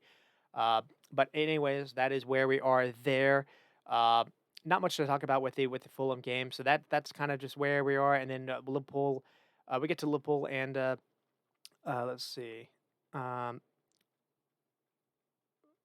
to Liverpool and Everton. Oh, so sticking with the midweek. We'll see how we're doing for time. Um, because I really wanted to focus on that. Yeah, it's probably bad. So to kind of finish off with the midweek, Liverpool and Everton. Liverpool also able to get what they need to do. Goal from Diego Jota. This was not a good game, at least for the neutral, or at least for me. Uh, Everton had 5 shots. I don't think anything on target. They were sitting back and they were just trying to make things as difficult as possible. Probably the main talking point here is Tarkowski nearly takes out Alexis McAllister's leg. The reffing wasn't necessarily bad. It felt like that could have been or should have been a red card. Everton had moments. Everton, had Beto in behind a couple of times, and he scored on one of them, and then he also hit the post on the other. No Allison this game, so you're wondering if that was going to impact things. Liverpool were flat in that first half. Not really a whole lot of chance creation. It's another moment where Slot decides to not play with a striker. That started to be a little bit of an annoyance to me a little bit here. I keep kind of repeating myself there. But the other thing too is no Alexander Arnold. You figured that would probably affect them a little bit. And the idea was Curtis Jones, and he doesn't have the ability to release the ball the way Alexander Arnold does. And there were some kind of videos that said, oh, Jones can maybe be the replacement maybe long term. I don't think so. I don't think so at all. And we saw that a little bit backfire versus Fulham in the midweek as well. Everton continued to kind of be just a little bit of a thorn, a little bit for Liverpool there. But Diego Jota was able to just sniff a chance. I think it's a clever play a little bit by Luis Diaz, who's maybe offsides in the beginning of the play, but Tarkowski moves to play the ball and it's allowed. When I saw it in full first time, I think the only reason why Tarkowski moves to play the ball is because Diaz is offsides and Diaz is affecting the play. But apparently the VAR people didn't see it that way. I mean, I'm happy because I don't know if Liverpool were going to score. Salah continues to kind of be a little bit off it. I think he's hurting by not having a striker. I keep kind of going back to that. I like Jota. I like Jota to be someone that finishes the chances, but as far as just kind of being someone to be in through the middle, he doesn't have the hold up play to do that. So I think they've been hurting a little bit there. So it wasn't necessarily great, but Liverpool are able to at least advance. And then the other kind of things to talk about: Nottingham Forest able to keep their pursuit alive for Champions League at the expense of Man United, at the expense of having a former player kind of haunt them in Anthony Elanga. Uh, Kind of the storylines here. It wasn't the prettiest game. Nottingham Forest get that early goal and basically set up shop after that. But Man United weren't bad. 23 shots, 6 on target, 3 big chances for Man United. It's another kind of moment where Garnacho gets into pretty good looks and just not able to necessarily take them. You don't really know how Xerxes and Hoyland are really gonna affect things. That continues to be a little bit of an issue. The kind of funny thing about Patrick Dorgu was getting into good spots and just it wasn't always coming off. The main thing though is in the second half, Mason Mount comes on and actually didn't look too bad for them. So another player you almost kind of forget about them having. Um, Only 8 shots from Nottingham Forest. They shut up shop after they got the first goal. And I think towards the end it was Ruben Amorim basically put on subbed on Harry Maguire to just kind of be a second striker for them. They actually he had to have a shot that was cleared off the line. So that's where we are there. And then Man City take on Leicester. Leicester basically lost cause in City without Holland. So you figured this probably was going to be pretty easy, and it was. Marmoush gets a goal, and then I think Grealish also as well. Grealish plays a little bit as the number 10. Uh, so no Foden, no Kevin De Bruyne. We see Savio, we see Doku as kind of the wide players. And we see Mateus Nunes and we see Nico Riley get a start again. This isn't the worst kind of lineup for Man City. Now you don't really love Marmoush kind of being the main kind of striker, but at least they're going to create some chances, and at least he's going to be able to finish some cutback crosses. But the interesting thing here, this is the last time since Man City have played 2 games now, we haven't seen Savio or Doku get starts. Uh, I didn't think either actually played that poor. It was interesting to see Grealish kind of play through the middle. He gets a goal, and he hasn't been rewarded with that either. So that's kind of awkward as well. I mean, Leicester, and it was only 2-0, but it wasn't necessarily that terrible. I just think yeah, the main thing about Leicester is they're not able to just even create looks now versus Man City. It's one thing, but the weird thing about this is it was one of the earlier games that Ruud van Nistelrooy was in charge was against Man City, where they came to Leicester City, and it was the moment where Leicester outpossessed City that game and actually maybe outplayed. I think maybe out XG'd Man City that game, and you thought maybe there could be something here with Van Nistelrooy, and it's just it has not only not worked out. He's up there for I think having the least amount of points uh, since he's joined the league. I mean, Leicester have maybe do they have a win? They maybe beat Spurs. I think in a little in some of that stretch back in January, but they've just been on not only losing games, just not even creating chances, and they just continue to hit a cliff. And Leicester are going to go back down, and you figured they probably would have gone back down with Steve Cooper as well. But I I wasn't necessarily saying I was a fan of Van Nistelrooy being in charge of Leicester, but I was saying I thought Man United should have stuck with Van Nistelrooy, and maybe I was completely wrong with that. It's not really like Ruben Amorim has changed things a whole lot there either, but it's probably maybe he is better than that. I guess long term, but I was thinking keep your powder dry, ride it out with Van Nistelrooy, and then maybe do something in the summer. But they've got him more, and maybe they have a chance to win some silverware. They're still alive in the Europa. All the just barely. Well, not just barely. I think it's 2-2 going into the second game, versus Leon. And then we have Newcastle and Brentford. Newcastle beat Brentford thanks to a screamer. Maybe I have luck, but screamer by Tonali, and then it's looked like since it's Izak, and then it's Tonali. I think Bremer has a PK as well. Tonali has just kind of an unbelievable kind of hit, and I think a lot of Newcastle's resurgence this year has been having Bruno and Tonali and Joelinton just kind of always be kind of a reliable midfield three, and it looks like Tonali maybe is hurt a little bit by another betting scandal. So that would definitely affect Newcastle going forward. We'll have to see if that happens or not. If so, I have to take back all the positive things I said about them actually signing Denali, it sucked last year not being able to play him, but he's been a very key part of their success this season. Why Newcastle has a chance to actually end with a Champions League spot. It's been Alexander Isak creating, finishing all the chances that they create because they haven't had the best season out of Anthony Gordon. They haven't really had the best back line, but they've had an unbelievable midfield. And it hasn't just been a carry job by Bruno Guimaraes. Tonali has helped out a little bit with that. So losing him would be pretty crushing. And right now, Newcastle has a moment to uh, maybe control a little bit of their fate. So we'll have to see if they're able to do that or not. For Brentford, they continue to kind of be a little bit on a skid. They don't really have a lot to play for here. Uh, I mentioned Gordon not having his best season. He's been either suspended or maybe he's injured, but they weren't able to play him here. So it was Harvey Barnes off the left again. Newcastle, had that celebration versus, for winning the Carabao Cup, and they just continued to keep have some pretty good league form, as well, for them.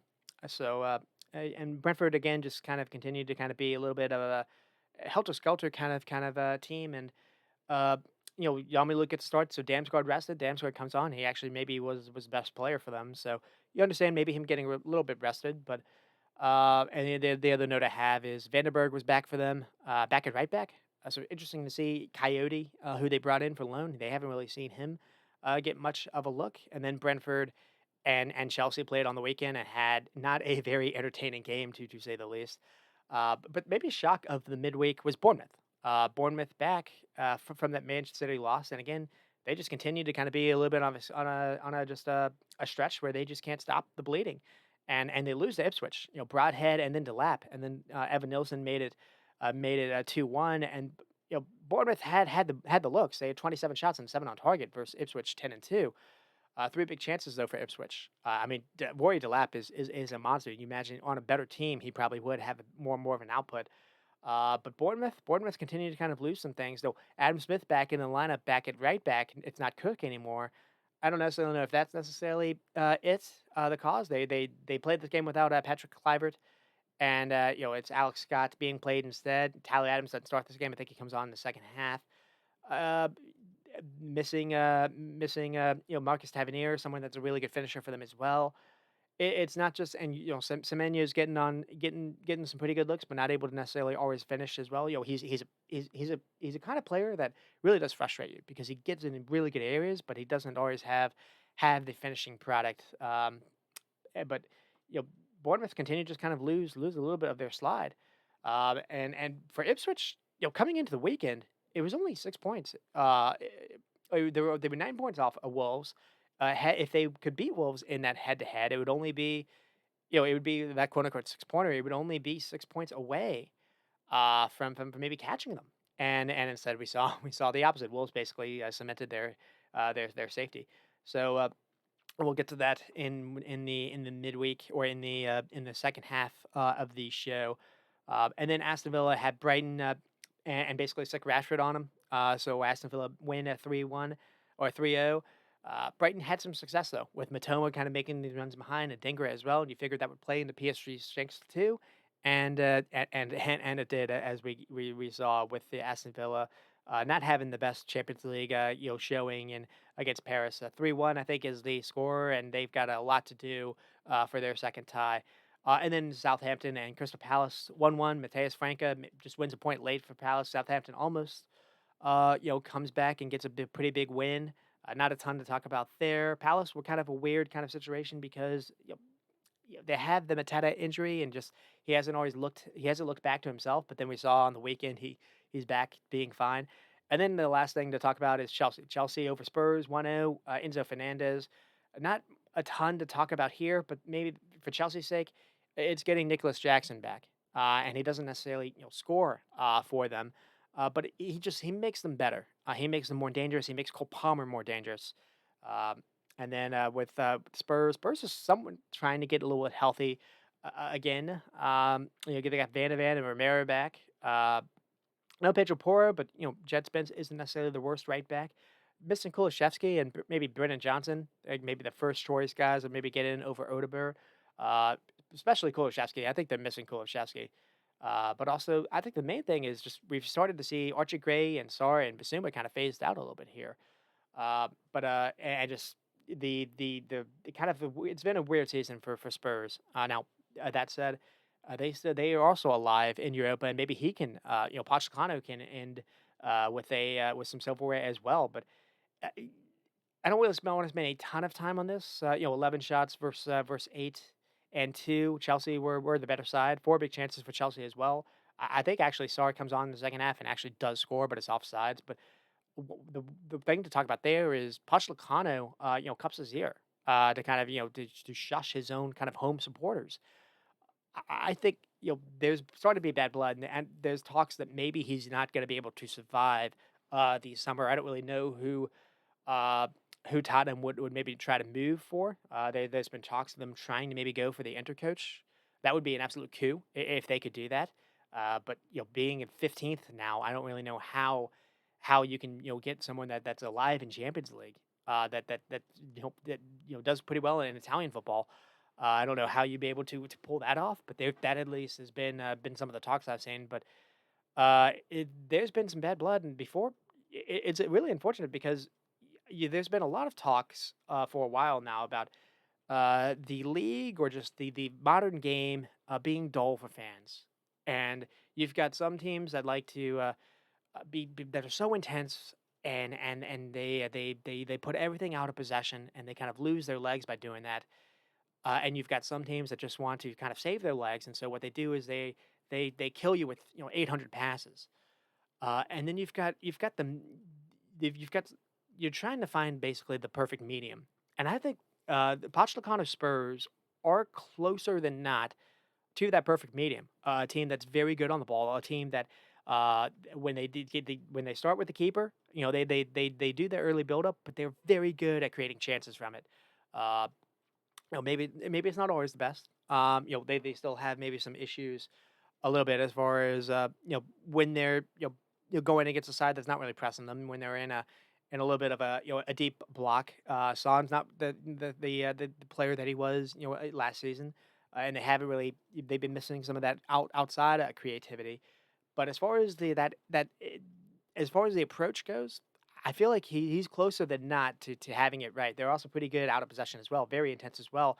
And the only issue is to play that kind of style, you have to have defenders that can play that style. And he hasn't had Romero and Van de Ven for a whole lot of the season. That's the reason. That's really why they are in 15th or wherever it is there are. They've had they've had a season where they've just had injury after injury. It has decimated them. They've had a season this year, what a lot of clubs had last season. I remember Man United and Brighton and Brentford. So many clubs had, Newcastle had similar seasons like this last season. It hasn't really been the case for a lot of the clubs this season, but it has been for Spurs. They've been fully taken out of it. And we saw a little bit closer what their first choice 11 is without maybe Kulishevsky versus Frankfurt, and they looked pretty good. Um, but it's just that tie can still maybe turn. We'll have to see or not. Uh, they figures they probably do have to do some roster construction though. You don't really know if long term if Basuma and Sar. I do like Sar, but I don't necessarily know how to pair him with. If maybe Basuma would be maybe someone to look at. Maybe Betancourt would be someone that looks at. Someone like Bergvall has come in and he's not just a fringe player. He's one of their best midfielders actually in the entire, uh, you know, one of the best young midfielders in the entire league. He's been very, very good and very, very bright for them. And I don't really know if the idea when they got him was to play him as much as they have, but now they have to. He every game he plays in, he's one of their better players, one of their standout performers. And Madison hasn't always had his best kind of season for them as well. Though he looks very bright versus Frankfurt in my opinion, but really Bergvall has kind of taken over a little bit as far as just because he's got a big body to him, but he's also very good on the ball as well. So he can do the defensive work, but also he can go forward with it, whether it's a carry or has an eye for a pass.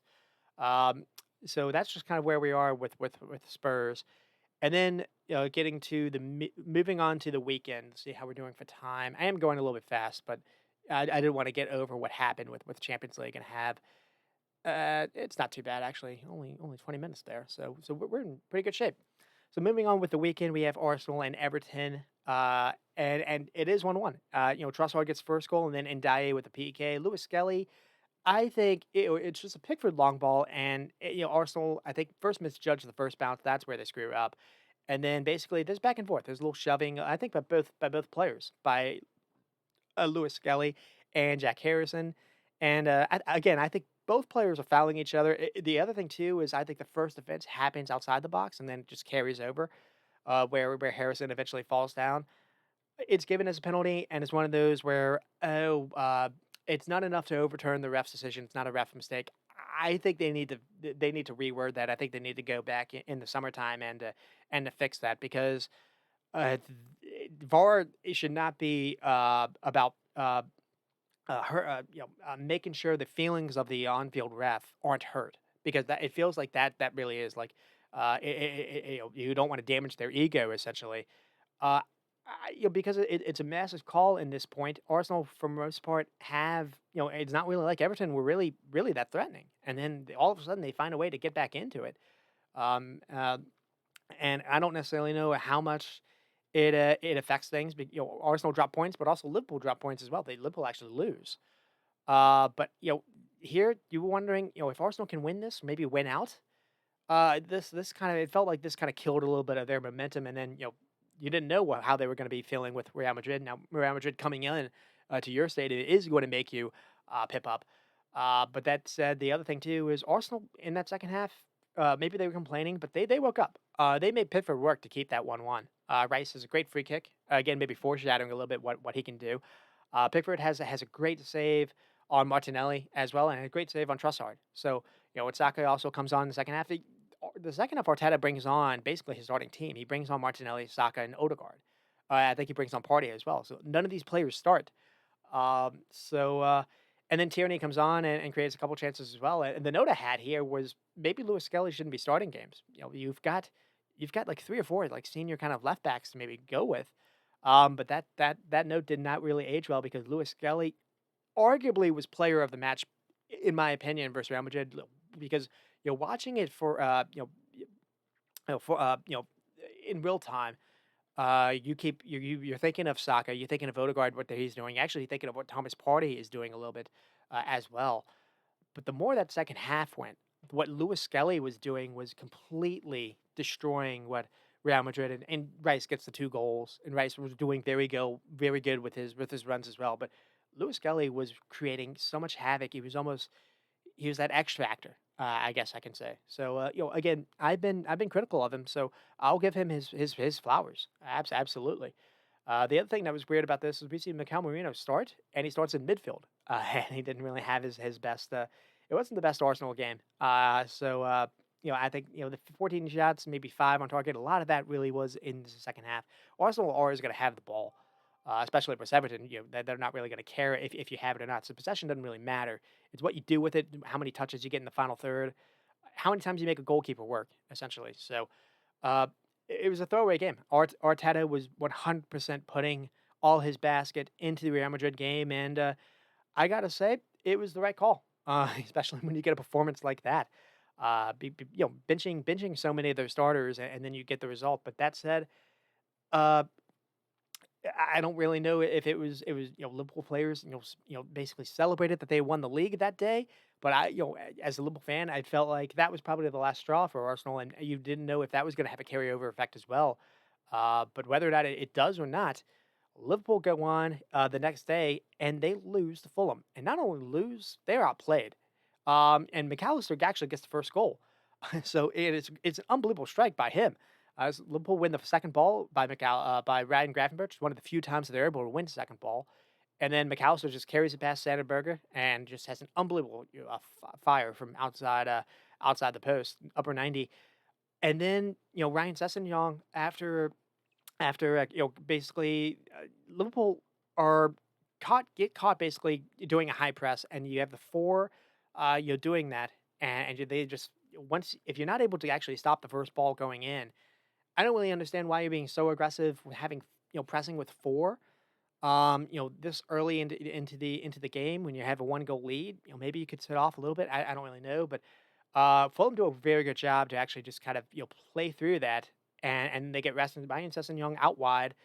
Virgil van Dijk and Robertson are really able to stop the cross, and the ball just kind of crosses in, and Curtis Jones has an error, and then Van Dijk a little bit asleep as well, and uh, I think it's Ryan Sessegnon that's able to that starts with the cross that's able to actually finish the chance with the shot.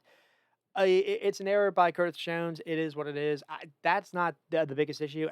I think the main thing was just them trying to press as high as they were, and it just caught out. I don't understand why they're doing that so early into the game because it hurts them. And then really the main things to talk about is Alex is what happens after that. So it's Alex Iwobi gets it to 1. Everyone asleep here. Kelleher, Robinson, none of this is good. Again, it's Robinson just on the ball. It's an awful, awful giveaway. But Van Dijk gives it to Robinson, and Robinson is forced to kind of he doesn't really have a whole lot of options, and he's trying to do a long switch. He's trying to do what Trent Alexander-Arnold does, and it does not come out. It does not come off at all. But that said, Liverpool still have a chance to maybe get some blocks and to stop this from going in. And they stop the first block, but they're not able to clear the ball away, and it's just an unbelievable hit by Iwobi. I think it actually deflects off Robinson as well, so it gets past Kelleher, and then Rodrigo Munoz makes it 3-1 before halftime, and Van Dijk's caught here. So it's and even before this, Curtis Jones or someone's able. I think it's Alex Iwobi able to get free on the wing. On the left side of the field and has a shot. Keller has to save it, and then that goes out for a corner kick. And then Fulham after maybe not the best corner kick, the ball just basically flies in the air. They're able to just get the rebound, just knock it high, and then Roger Mooney is just basically Van Dyke a little bit with a nice little clever, a nice little shield, and then a clever turn, and then he's able to get it past Kelleher. So this was not good. And then Luis Diaz did make it interesting, to make it 2-3 after Connor Bradley comes on as well. Curtis Jones moved into midfield because he was not doing well at right back, either sniping Alex Iwobi or offering a whole lot with the ball. This was not good. I mean, the notes I had here was so you're missing Alexander Arnold, and you just figured eventually that would show up, and already it has. The connection with Salah has been disrupted, and Salah's not able to get the ball where he's most dangerous. He's basically forced to kind of be way too out wide. And Fulham were doing a pretty good job. Anthony Robinson was doing a decent enough job to hang with Salah, where Salah wasn't able to get behind him.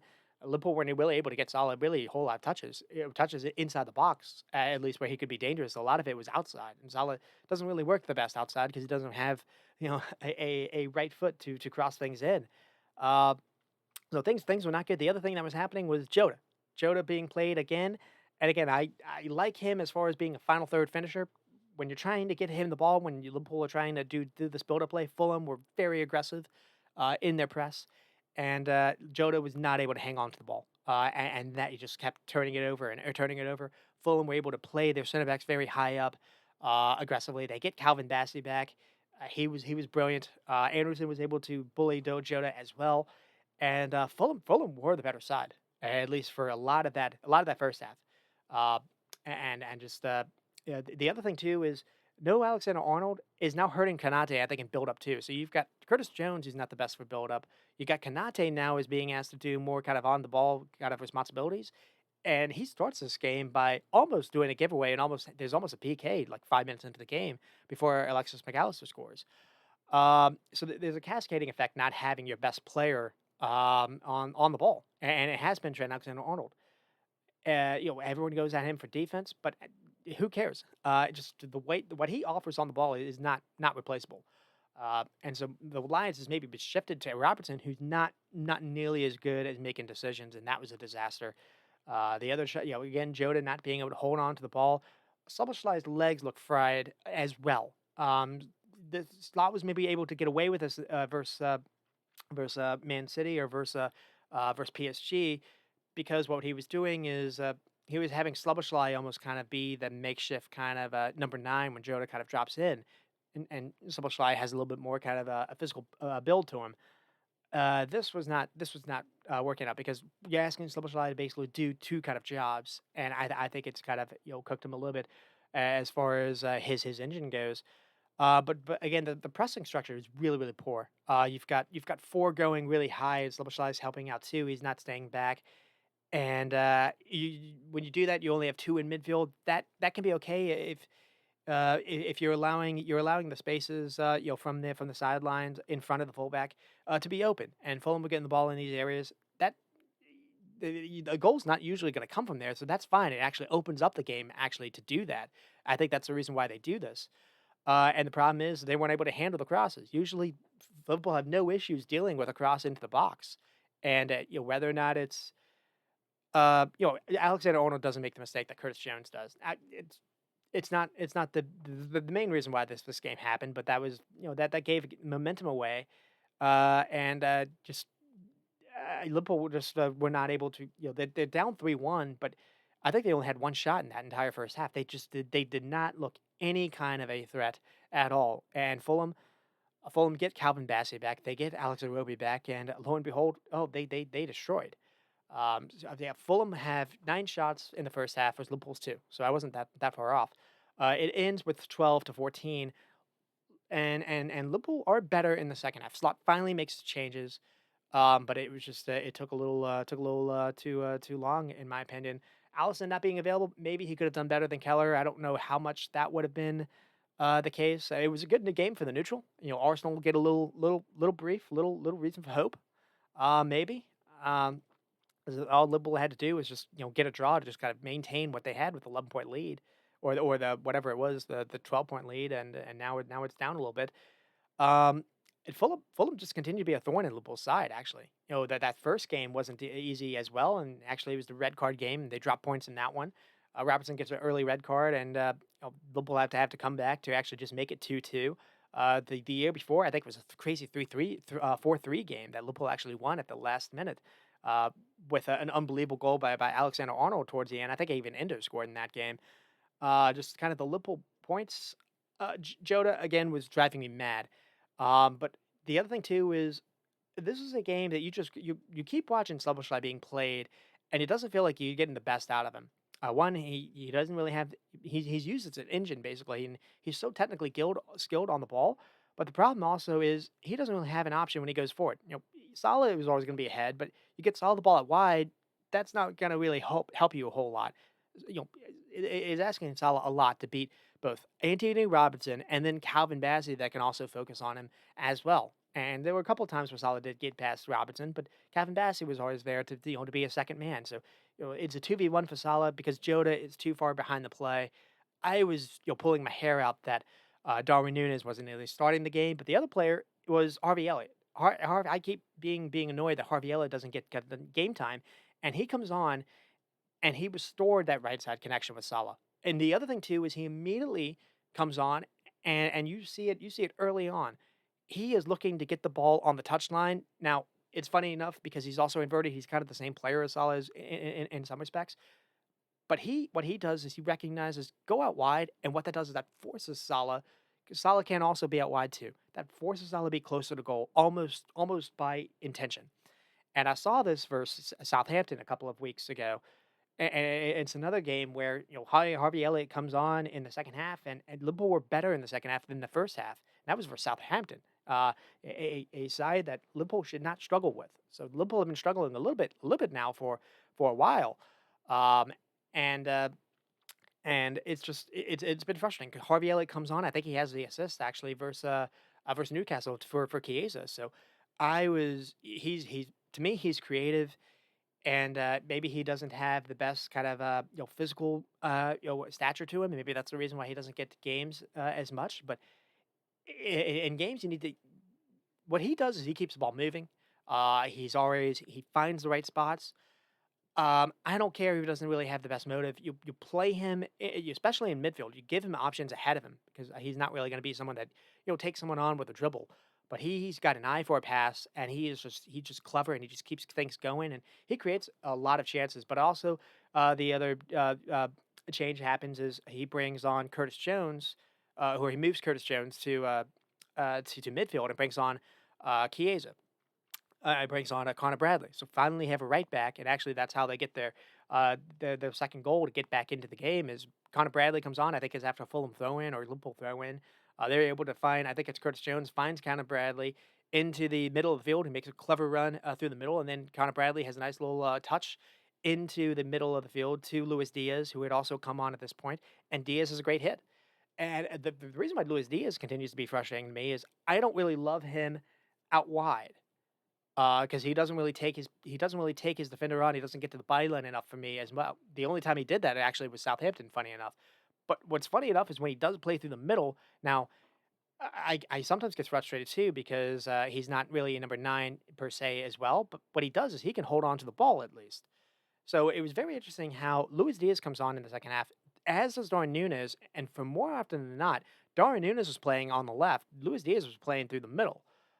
So that was a little bit of a surprise too. And then Chiesa comes on, and Chiesa looked bright too. He got a couple shots off, and just wasn't to be. But he looked decent. The other change was we see Robertson taking off, and Gravenberch almost moves to left back, and we almost see a back three of sorts. And the shape also almost becomes a 3-2-5, essentially. And that's you've got Harvey Elliott being the width, and you've got either Darwin Nunes. I think it's Darwin Nunes basically as that maybe the wing backs essentially, defensively. But Fulham at this point were just kind of defending to save their lives. You're finally able to have control of the game, and you can push more forward, more guys up. And again, what that does by having Elliott being the guy that's furthest out wide, that makes Salah closer to goal, and Salah got far more touches into the box in that second half, and Elliott almost create a couple looks for himself, but create a couple looks for others. Also create a couple looks for himself, and he actually got really unlucky because he hits the post. Unbelievable, really nice shot in that second half, and just really unlucky. So I don't really know what Slot's going to do. I will melt down a little bit if I see if I see Luis Diaz on the left, Diego Jota, and then Salah, and then the midfield three is Alexis McAllister, Ryan Gravenberch, and then Soboslai again. I will just and the change is maybe Connor Bradley at right back. That'll be not great for my uh, uh, not great for my psyche. But we'll see. I need to see Slot finally show that he can change a little bit. He can adapt a little bit. He made good changes here, but he was forced to. I need to see him be a little bit more proactive, at least from the start, because I do think the lack of rotation is affecting. I think Salah isn't firing, but I think Salah's been missing Trent. I also think coming after Ramadan, that can be it too. But I think you look at him, and he's getting too involved out wide when he's your best player. He's your best finisher by far, maybe best finisher in the league. Why are you getting him so many touches out wide when you could maybe get him more touches into the box? So because he gets ball out wide, he likes getting it there. But he's got a lot to do just to get a look, and just not able to really find him. Once Elliott came on, that changed. So it wasn't the end of the world. The second half did give me a little bit more promise, but I think the main thing is just I've seen a couple, 3 or 4 games in a row now, almost maybe a month or two, where Slot has gone away from playing a traditional striker. He doesn't favor Darwin Nunes. That's fine, I guess, but you got to find a way to do something else. We did see a change here. Actually, Gakpo starts, not Luis Diaz. Gakpo doesn't necessarily look 100% fit. I think Gakpo needs maybe someone like more than Robertson, someone to offer him kind of an overlap run as well, because he's kind of maybe limited a little bit too. But this wasn't really good. So it is what it is. Does Arsenal have a reason to have some hope? They still have Liverpool game. What if they do? It'll be because of Liverpool. You have the 11-point gap or whatever it is. You can drop some points here, but it doesn't get easy they have they have two games that they should win. I think it's like Leicester City, and I think it's 2 games that they versus bottom opposition, coming up, and then after that, it can get a little sticky. It's not the easiest way to end. Uh, you've got Spurs, it's Brighton, and you have Arsenal in there, as well. It's not. I think it's Chelsea. Maybe it's away to Chelsea as well. It's not the easiest way to end the season. So you don't have a whole lot of roadblocks in that respect. So you find a way to get through these 3 games, and it should be okay. But you've given Arsenal fans some reason for hope, and when you maybe shouldn't have. That said, nothing to take away from Fulham. Fulham haven't always had their best kind of 11 available. It's been interesting to see. Rodrigo Munoz doesn't always start. Sometimes it's been Raul Jimenez. I don't really know if you can necessarily play them both together. Um, but they look, when you have Calvin Bassey and you're able to play, with Anderson, that back line looks quite good. And teams that can play with a pretty good back line, they're able to good. The impressive thing to me is just Liverpool were trying to press them into mistakes, and they were doing a very good job to not turn the ball over that much. They were the possession isn't what you would expect. I think actually they end with like 35, but they were better than that. Yeah, 38 to 62. Liverpool were much better in the second half. That's why I think it was closer in the first half. So credit to Fulham. They probably did deserve it. I can't be uh, that upset. Um,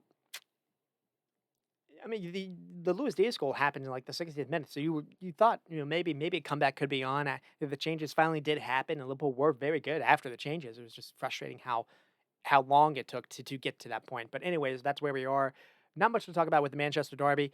Lots of people had opinions that football is dead after this game, so that'll kind of be the main thing to talk about. City without Erling Haaland, yes, it's going to change them a little bit. But the thing here is we did not see what we saw versus Leicester.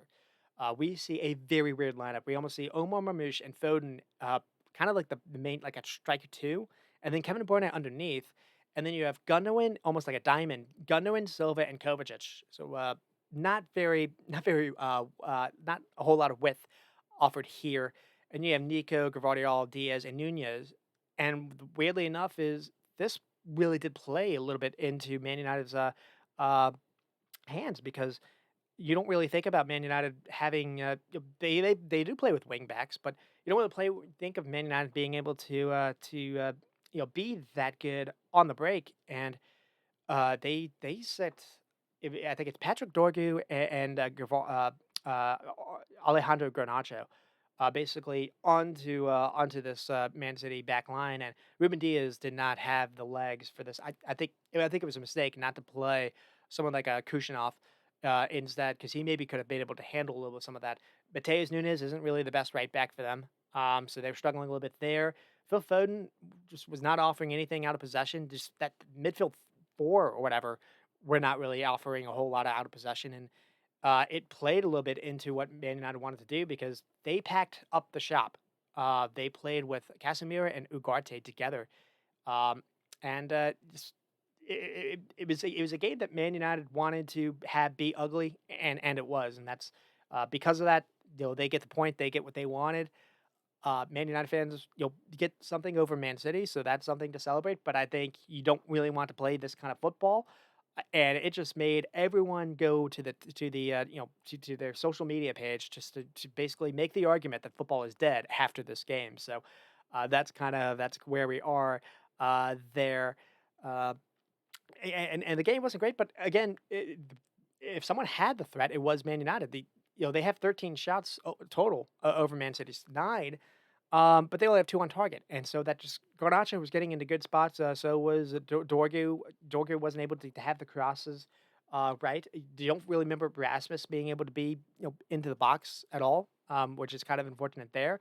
I still think maybe Xerxes is probably a better player to play. I don't really know if you can play Xerxes and Rasmus together. Maybe play Bruno underneath. That can maybe be a way to do it. Maybe find a way to fit Mason Mount on now that he's back. Um, but this was not really enjoyable affair, and that's I'm going to do. I like doing this. I like taking both sides basically. Uh, Hedging, I think, is what you would call it.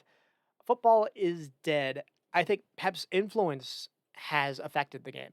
And we're seeing is you have sides that are being basically anti-Pep now that are entertaining and enjoying. And it's weird to say because it's Barcelona that's one of those sides, but PSG and Barcelona are not the Pep style. They allow players to have freedom and movement. The lack of stagnant movement, the lack of running, the lack of intense running.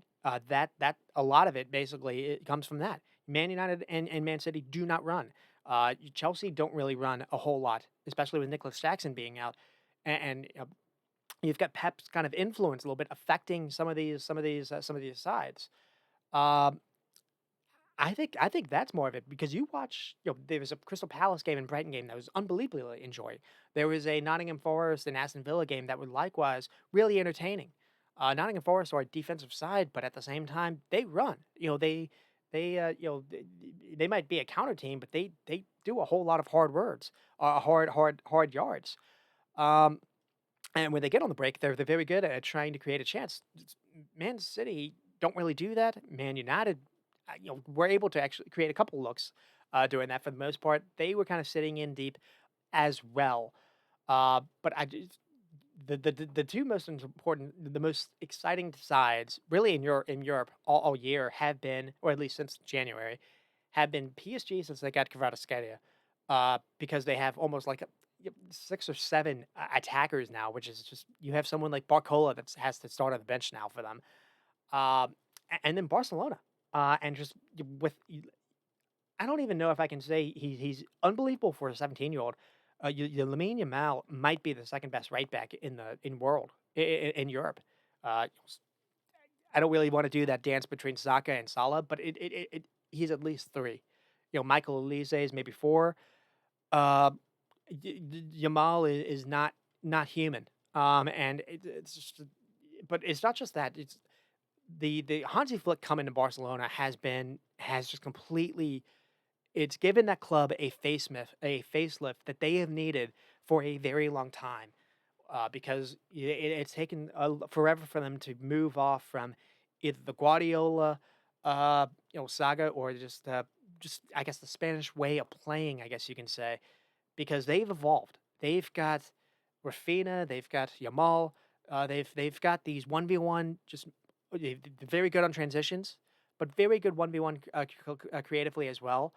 Then you've got just a traditional number 9 that he's 35 years old and he looks like it looks like he's basically 25 and Lewandowski. It almost seems like he's found the fountain of youth himself. He's looking different than Harry Kane. I can say that. And it's just but you still have and you're seeing it with PSG too. You still have a midfield that control games and that can win duels. Frankie and Pedri, you wouldn't really think would necessarily be that great at that, but they're not slouches necessarily defensively. At least Frankie and Pedri just keeps things ticking as well. And then PSG kind of have that too. And Yao Neves and Vitinha. And Vitinha is actually slight of stature as well, but he's just unbelievably uh, gifted as far as just where to go with the ball. He always keeps it moving and just clever to find little pockets of space. And Yao Neves as well. And then you have Fabian Ruiz that makes up the third man midfield there. So you still have a little Spanish influence there. And Luis Enrique is the manager of that PSG side. and I never would have imagined praising him after watching two of the most boring sides in the world in his Spain teams, two tournaments in a row. He's come in, and maybe it's because he didn't have this kind of talent when he was at Spain. Maybe he was relying on someone like Ferran Torres, or Yermin Pino, as opposed to uh, Nico Williams and Yamal, like Spain had this past summer. But you need and PSG have that now in the bunches with Barcola and Valencia and Dembele, former Barcelona Dembele, and then Desiree Dure, who looks to be another who basically they sicked on our Aston Villa, unfortunately, for Aston Villa, for people that saw that game.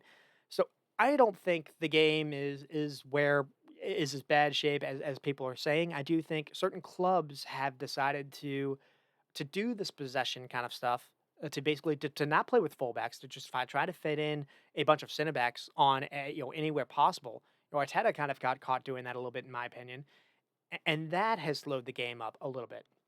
And Pep won the Champions League by playing John Stones in midfield and basically playing a back four of just center backs, with a Kanji and Ake and Diaz and maybe Gvardiol. And I think that maybe has hurt the because he won doing that. That possibly had some lasting effects. Also, he played that he goes into that game without having traditional like wide players. He doesn't play. He doesn't have a Jeremy Doku in that game. It's Grealish on the wing, and maybe it's who would have played on the right. Maybe it's Mahrez.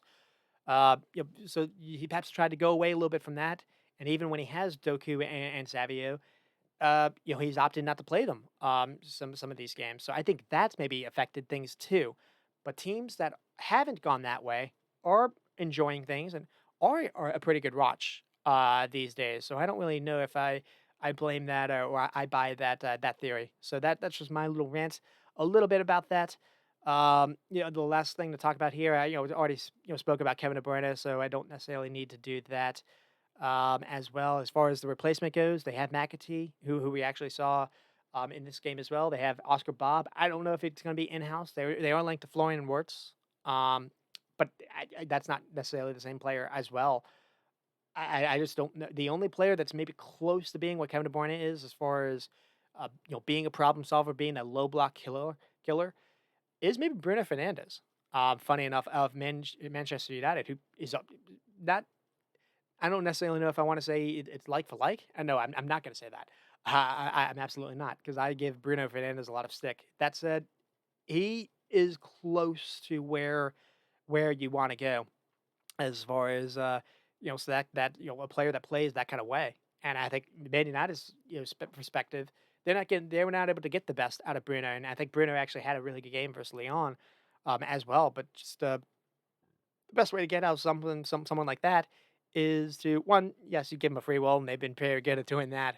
Maybe to some of their detriment at times. Ten Hag was certainly favored doing that, and so was Ole Gunnar Solskjaer.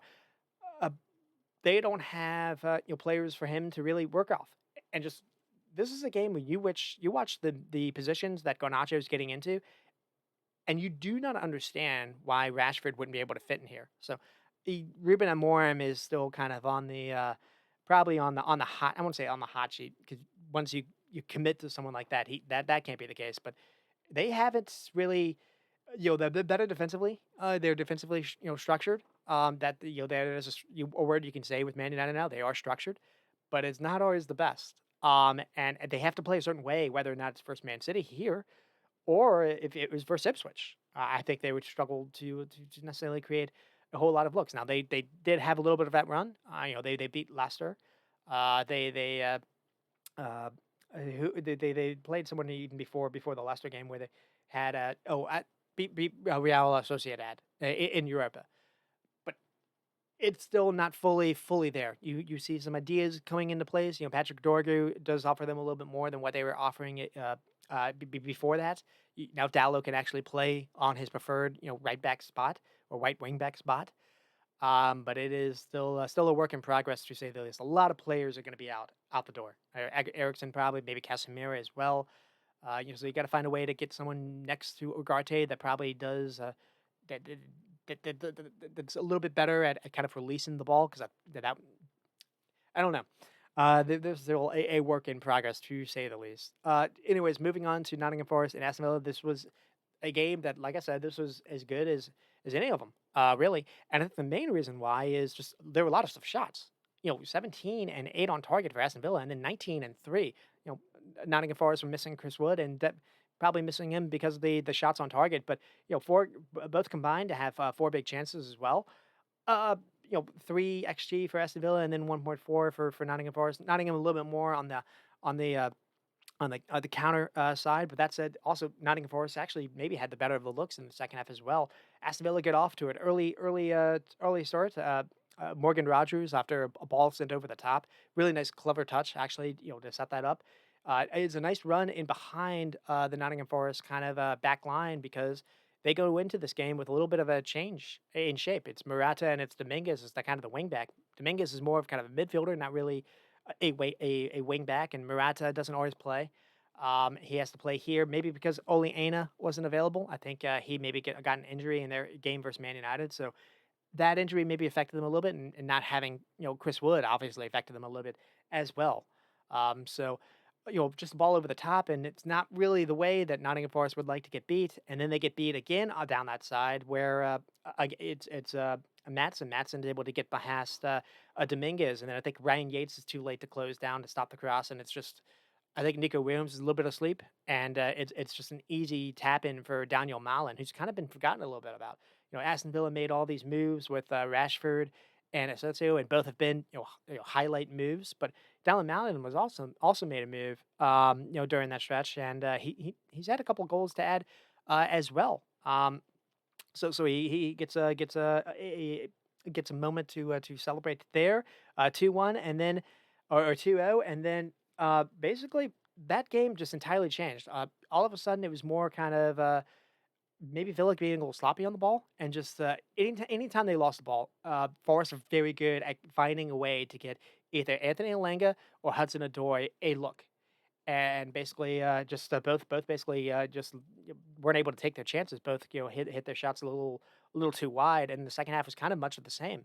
Um, I think Joe Da Silva has to come on maybe for Anthony Alenga in the second half, so maybe Anthony Alenga actually gets an injury after the first half, and then Joe Da Silva actually is the one that gets the goal back for them, and then from there, it felt like Morgan Gibbs White had a chance that was missed. Felt like maybe Nottingham Forest were, if nothing else, equal and deserving of getting a point, and then towards the end, actually. They weren't able to get that second goal, and if anything else, they actually did a pretty good job to prevent Villa from getting the third. I think Rashford was in behind towards the end, and a pretty nice stop to prevent Rashford from scoring. Rashford doesn't start, comes on off the bench, and Rashford still looked pretty good. So the main thing that I was noticing was you're playing Nottingham Forest played that back three, and it was just Ollie Watkins was just kind of basically dragging the attention of Morata, Milenkovic, and Moreo all at once. And so what that was doing is you had people like Malin or Morgan Rogers or even Asensio that were just kind of running away from that were free. And Ryan Yates and Anderson basically had to mark 3 or 4 people. Tielemans would maybe be another as well. And it was just too much. It felt like they were always outnumbered, at least in that first half. In the second half, things changed a little bit. It's not really like they changed the shape, but what they did is they had Moreo basically, taking that extra man in midfield, being way more aggressive in their press, and they were able to, force Villa into some kind of turnovers. So this was a very entertaining game. So all this talk about football's dead between maybe the big clubs, you can say it's still pretty good if you go searching for the right ones. And what I mean by the right ones, one teams that play with the number 9. Essentially, usually Forest have Chris Wood, so I can still use Forest here. Forest don't always have a lot of the ball; they only have like 30% of it the entire game, averaging for the season. So I think that might even be the lowest in the league. But they still create lots of looks. So one, they're not afraid to do half. They're not afraid to go long, and not afraid to create just a half chance into the box with a cross. God forbid a cross happens. Uh, you don't necessarily want to overdo it with 30 crosses, but some managers don't even like any crosses. You'll see some teams only have 5 in a game. Nottingham Forest are not afraid to look for Chris Wood to get the ball at all when he's able to play, and then you provide him with two or three really fast attackers with intentions of going forward with Elanga, with Hudson Odoi, and Gibbs White. And you put that all together, you can be a pretty entertaining side. And Aston Villa likewise. They don't always they can Aston Villa can be very frustrating because sometimes they can actually be a really bad watch, but when they're on, they're very good. And I think getting Asensio, and sometimes he doesn't always play, and I think that's a mistake. I think probably their best 11 is Asensio, and then Rashford on the left, and then maybe Watkins in front of him, and then it probably would be Leon Bailey, but Leon Bailey is now injured for them. Maybe I guess you could do Malin a little bit on the left. I don't really know where Morgan Rogers actually does fit into this kind of starting 11. We've seen Morgan Rogers and Jalen Ramsey played, get some starts either through the middle or out wide. I feel like they can be squad players. There's been a lot of praise for Morgan Rogers. Morgan Rogers has had a good season as far as output goes, but I do feel like you maybe offer maybe can have a little bit something better if you do something else. But that said, they're not Villa are also a team that's very good at creating some looks. And that needs to be praised, especially when you got people saying, "Oh, football, whatever is as an entertaining product is dead." It's dead if you only watch one of the big clubs, I guess you could say. Actually, Liverpool haven't been the best watch lately as well, but Liverpool have gotten away from playing with a number nine, playing with Darwin, or playing with someone to be a battering ram, and Liverpool has started to go a little bit that way too. I think someone showed the stats. Liverpool run a whole lot less, and maybe they've had less injuries.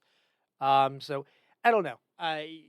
Again, I do feel like there has to be a little bit of a happy medium. I said Spurs, maybe the one that's close to doing it, but that said, Spurs have had the most injuries this year, so maybe that's not feasible long term. Maybe the only way to do it is to have a big squad and to do a lot of squad rotation. And weirdly enough, we haven't really seen a whole lot of managers actually do that. You don't really want to maybe mess around with the back, but you can maybe do a whole lot of squad rotation with the attacking front. So maybe one team that actually maybe can do that is Brighton. But Brighton have been a little bit on the skid as well. So we get to Crystal Palace and Brighton. Palace would beat them 2-1. This was a crazy, crazy game. I think two red cards, maybe three. This was bonkers. And when Mateta gets first goal, and it's an unbelievable strike, and then Welbeck makes it 1-1, and then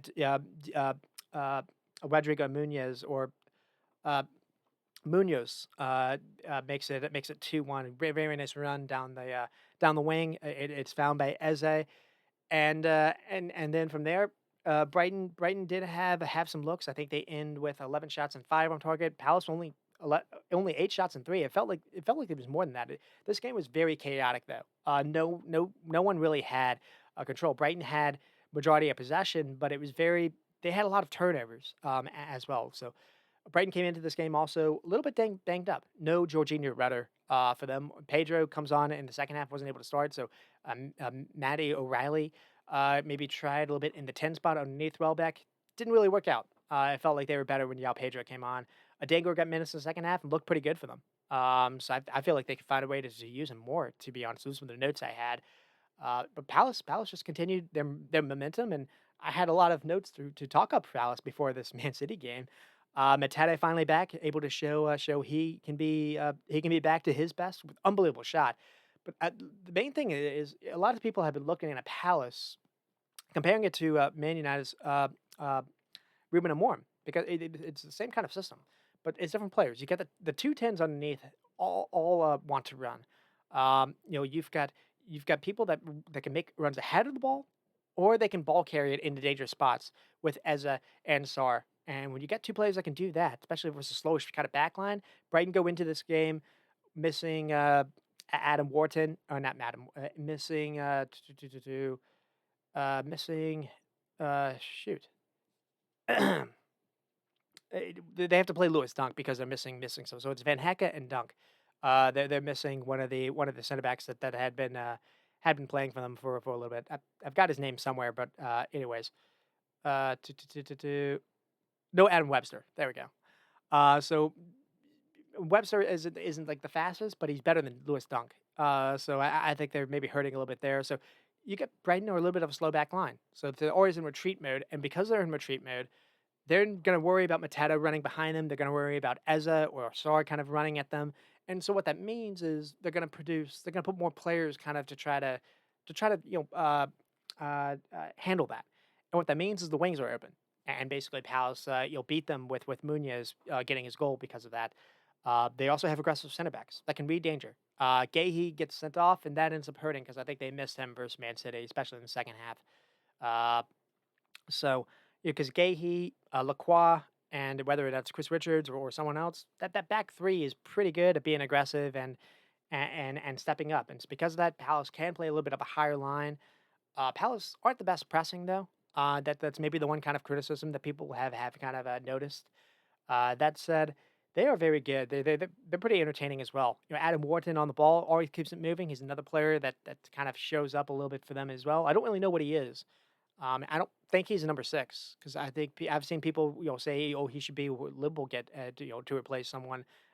I think he needs to have someone next to him. Weirdly enough, I feel like him and Declan Rice would be very good together. I feel like him and maybe Manuel Ugarte, I mean, at Man United would look really good together. I feel like he's someone that's a pivot kind of midfielder that keeps the ball moving. You could maybe play him at fullback and almost kind of invert him. I think like he could do that kind of role. I don't really feel like he's a single pivot number 6 though. I don't necessarily know if he covers lots of ground in that kind of sense, but he always keeps the ball moving. He's very fun to watch, and he's got a clever switch on him. He's very good with the through ball. He gets the ball. He's always looking to find a way to find someone's feet ahead, and he's very good at finding Eze or Sar or Mateta, whether or not it's an early build-up, middle, or in the final third. He's just a very fun player to watch, and as long as he's Palace, and fun player to watch for Palace. And Palace haven't always had him. He took a he started the season with a pretty bad injury, and we didn't get to see him until maybe February. But he's returned, and he's been really fun for them. And who knows, maybe Palace get Eze back. I mean, get Mark Gahey back. Maybe Palace have Mateta fully fit and firing. Palace is going to be hard out for Aston Villa, and maybe whoever if Palace can get through them, a hard out to whoever gets into the FA Cup. If Palace are able to make the final, they're kind of built to be a kind of final a kind of a final kind of team with the way that their back line comparatively the first choice back line is now they aren't again maybe Oliver Glasner the one kind of thing people have noticed started to notice is they're not the best pressing, they're not the best at winning the ball back. I don't really know if it's necessarily the front line or it's if it's Adam Wharton and the person that he's being next to. They haven't been able to find a partner for him. Sometimes it's actually Kamada. Kamada is more kind of a number 10, so I don't really love that. They've been missing Check Corey. He's another player that they've been missing, but sometimes it's been Lerma. I actually think that the answer is Will Hughes, so that'll be another kind of player. Well, we saw a little bit of Will Hughes in the Man City game, but it was maybe too little too late. Uh, but that maybe is kind of the idea because you need to find a way to have someone with legs next to Wharton. I feel like he is maybe not the most physical. He's also coming back from injuries, because that could be some of it too, as well. But just as far as being on the ball, he's a lot of fun to watch. And then with Brighton drop points when it feels like Lewis Dunk has to play, and it happens again here. Um, and so that's just enough to talk about there. And then West Ham and Bournemouth ends 2-2. Bournemouth continue their slide. Uh, this is a very weird game because it starts with West Ham not starting with a striker, and then they bring on Nicholas Falkirk in the second half, and he makes them different. I think actually that's who Liverpool have tomorrow is West Ham, and that could be a bit of a scary game. This is West Ham. They actually thumped them 5-0 back in Boxing Day. Different West Ham possibly with Fulkrug being able to play for them. That was a West Ham without Graham Potter, and it's taken a while for Graham Potter to actually get his footprint on the team because they have not been good. They played I think it was they played Newcastle where they did not look good either, and it's just I don't really know what to really think about that game. Actually, it was about a year ago when West Ham actually officially maybe closed off Liverpool season when that was the game when Salah and Jurgen Klopp kind of got at it a little bit. So I'm going down a bad memory lane. Anyways, going back to this game, West Ham, get back in and continue the frustration for Bournemouth. Evan Nielsen continues to score for them, so that's at least positive. I think the last time I spoke about Bournemouth, I was saying I didn't think Evan Nielsen should start for them. I thought Watatara was a better striker. Evan Nielsen's on a heater now. I think he's got three out of the last four games for them. And then Bowen has a nice little header, and then Evan Nielsen again towards the end to make it 2-2. It's another game. West Ham without Clivert, maybe factored in. Uh, Bournemouth with 11 shots, so only four on target. But the main thing is 206 passes, 74%. That's not what you would expect from a side that you would try to find a way to be in Europe. They need to be better passes on the ball. West Ham in with 9 shots and 3 on target, but they only had 2 shots in the first half. So Fulkrick coming in just completely gave them a different look. Now you're able to get a little bit more out of Jared Bowen as well, and he actually gets a goal for them in the second half as well. Uh, no wins in a long time for Bournemouth. I there's a stretch. It is Southampton actually the last game that they won. There was a game where Zabanieri got a red card versus Wolves, and it feels like they haven't been able to recover since that. They've been able to get Zabanieri back, but it just felt like that kind of started a slide. They played pretty well in versus Brighton in a game that I remember.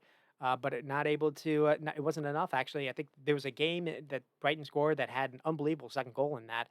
Uh, Spurs, I thought they were okay, and Brentford they weren't that bad. Just couldn't really do anything on they weren't able to defend a couple set pieces. Um, and then they have the City game with the FA Cup, so it's just been. And then the eye opener was Willie Ipswich. So a lot of guys have been linked out of there, and maybe the manager as well. Maybe that's kind of disrupted things a little bit too. Just all of a sudden, the vibes aren't as vibey as they were after January. So still nothing to downplay what they've done this season. They've been they're one of those that maybe is going to be punished a little bit for their success. Because I think a lot. I wasn't the only one. I kind of was thinking they would struggle to stay up. Uh, because that has been kind of their mo a little bit, and whether they finish in 10th, 8th, whether they 12th, wherever it is, they've still had a very good season. They've had some of the better games of the season. So that's where they need to get Clivert back. That hurts their creative play a little bit, in my opinion. And then Ipswich and Wolves. Ipswich beat Bournemouth in the midweek, and you wonder, can something be on here? You have Delap. Can something happen? And they're beating Wolves. Actually, I think Delap actually gets an early goal there, and then no, the answer the door is shut, as you say, because if this still would have been a 6 point gap for Wolves to have have a little bit of some breathing room, and here they basically cemented. Sarabia makes it 1-1, and then Strand Larson. We're getting another new Norwegian that's taken over the EPL. Uh, Wolves are able to be okay without Mateus Cunha. They've been missing him since that FA Cup find, and Wolves continue to kind of carry on. And Vito Pereira has come in, and it hasn't been necessarily spectacular, but what he's done is he's kind of he's made them a little bit more compact. I guess you could say they're a little bit better defensively. You don't see the defensive mistakes. Um, maybe the game plan is a little bit more simple. Whatever it is, they found a way to get Strand Larson the ball more. Maybe they didn't always have him for injury. I don't know. But Strand Larson's actually on a bit of a heater right now. Andre and Yao Gomez, it's not the worst midfield. That could actually be a midfield that starts for Brazil's national team. To be honest, and Bella, you're missing Mateus Cunha, and you're playing kind of workhorses instead in Bellegarde and Munetzi. But the thing is they got an engine and they got a work rate on them. And what you have is you almost have four midfielders to dog things up and win the ball back. And then you get it to Larson, or you get it to maybe in this case it was Pablo Sarabia that was playing as well, and you get it to maybe Ait Nori, or someone that's or Semedo that's making these runs ahead.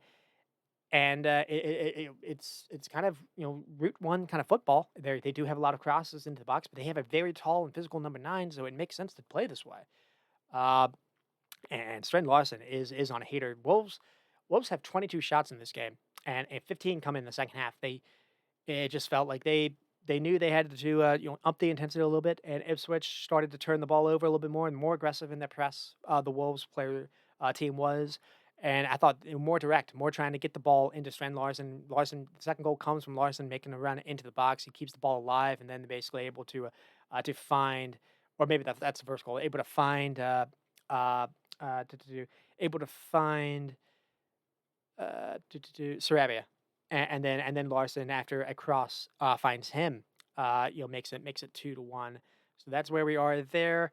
Ipswich, it's just too much too little or too much to overcome. Delap can be a difference maker for them. Probably going to sell him for pretty good money. Inciso can be threatening. He's not been the worst ad. I just think I looked at who they're missing, and it's not for a club that's trying to stay up, this is a rotten time to lose to the likes of Omari Hutchinson, Smotics, Ogbenny, who's supposed to be kind of their speedster. They haven't really had him for a lot of the season. They bring in Jaden Billigen, a Bedance from Aston Villa. He hasn't really worked out for them either. And then defensively, they're just not at the level. So that's just kind of where they are. And then Chelsea and Brentford play a pretty poor game, 0-0. First half, Chelsea had 4 shots total. They end with 22, so much better in the second half. Nicholas Jackson comes on in the second half. Cole Palmer comes on in the second half. So that kind of changes things. I think Noto Madueke maybe even gets a start in this game. So Chelsea's starting to get healthy again. So that maybe helps things out.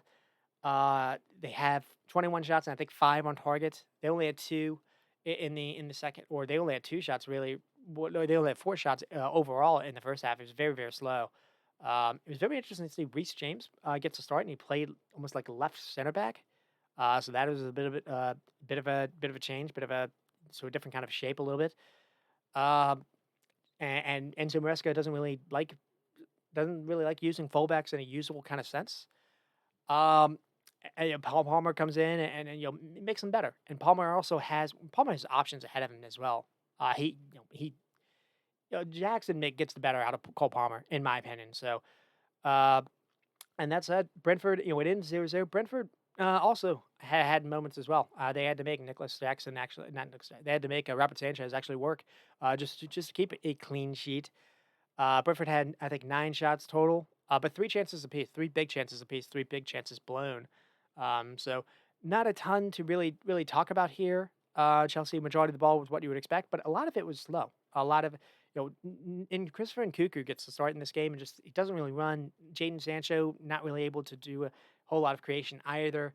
Um, I think Dewsbury Hall gets a start and just you see the starting 11 and you can kind of rationalize or you can ration with yourself why, or you could maybe theorize maybe why Chelsea were not good in the first half and much better in the second half. Brentford just continue to be a bit of a weird kind of again just weird kind of mode a little bit here. One thing to say though is this is the game back in December when Chelsea I think won 2-1. Brentford maybe had a chance to actually tie it towards the end, but this is a game when I thought maybe Chelsea could be for real, because they looked. Brentford could not get out of their own end for 60 minutes in that game, and that was the game when it felt like Chelsea were using we're using width differently. We're using the fullbacks differently, whether it was Gusto or Mark Cucurella. They're doing it. Cole Palmer was kind of flying a little bit at that moment too, and it just feels like ever since then, it's not been the same Chelsea side. So Brentford have to like at least getting a draw, getting a point here to stop the bleeding. Good defensively. You can say you get Vandenberg back. Maybe that helps you out a little bit here. Uh, it's but it does feel like they've kind of hit a little bit of a slide here. But that said, they have to still like where they are. They've enjoyed their season. They've enjoyed safety, basically being safe since like I don't know November. I've got I'm friends with a Brentford fan, and he's felt pretty at ease with the whole season. And this is the season they go in without Ivan Toney. He didn't know how this was going to work, and it's worked quite fine. And then Newcastle destroy Leicester 3-0, probably what you would expect. Newcastle just win their game in hand. Jacob Murphy show. Alexander Isak starts and doesn't really have to do a whole lot. Murphy gets 2, and then Harvey Barnes makes it 3, and then that is where we will end. So that was a little quick. Had to run through it a little quick. So thank you for tuning in, and that said, but I'm doing it during like the afternoon kind of rounds. But I'm going to I'll do a show doing a recap of the Champions League. So we'll try to get to that and be able to go a little bit over what happened over the weekend as well. Not covering Man City, obviously, as I just did that. So hopefully I'll have some good things to say about Liverpool. Just hopefully, and then maybe hopefully have some good things to say about Arsenal over Real Madrid and able to get it across the line. Uh, I don't have you know negative feelings versus Arsenal if especially I don't think they'll be able to get past PSG. But two, I hate Real Madrid. I'll be rooting for them, no doubt there. Probably rooting for a little bit for Aston Villa just to see if they can make it a little bit more interesting versus PSG because I don't really like the way how Unai Emery went into that game. He brings off Matty Cash, and that ended up kind of being a little bit of the story as well. He Matty Cash on a yellow card. Maybe he was worried a little bit about that, but he brings on Axel Diazy and plays him at right back, and he just gets destroyed by Kvaratskhelia. Maybe it was just going to happen anyways. PSG had like 30 shots. It could have been anything. Emi Martinez had a pretty good game in goal for them, and it's still 3-0 or 3-1. Uh, PSG were just doing whatever they wanted. I don't really know how much Aston Villa can change that as far as other than maybe actually going for it and playing Ollie Watkins and Rashford together because it felt like Rashford was the only kind of outlet. Ollie Watkins didn't start that game. It was a bit of a surprise. Asensio didn't start that game. It was John McGinn instead. So it wasn't. Aston Villa were trying to get out of that game with a 2-1. Maybe that could have saved things. And they conceded late to Nuno Mendes. That's another thing too. You talk about all that. You talk about PSG's midfield. You talk about PSG's attack.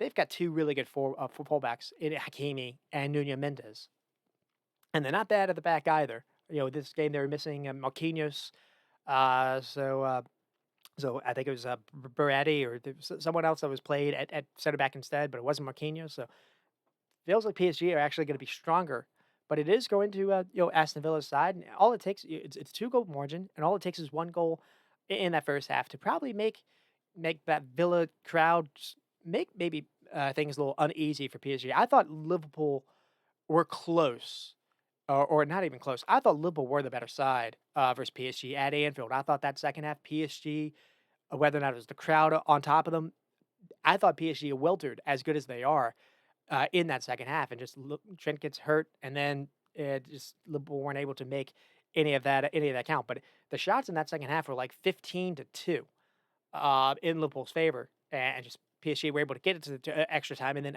extra time PSG took over. So I don't necessarily know if that's necessarily done and dusted either. The other two, though, are Barca, destroyed Dortmund, and actually, Inter and Bayern's only 1 goal, so maybe Bayern can get back in it as well. So we'll get back to talking about the Champions League maybe next episode.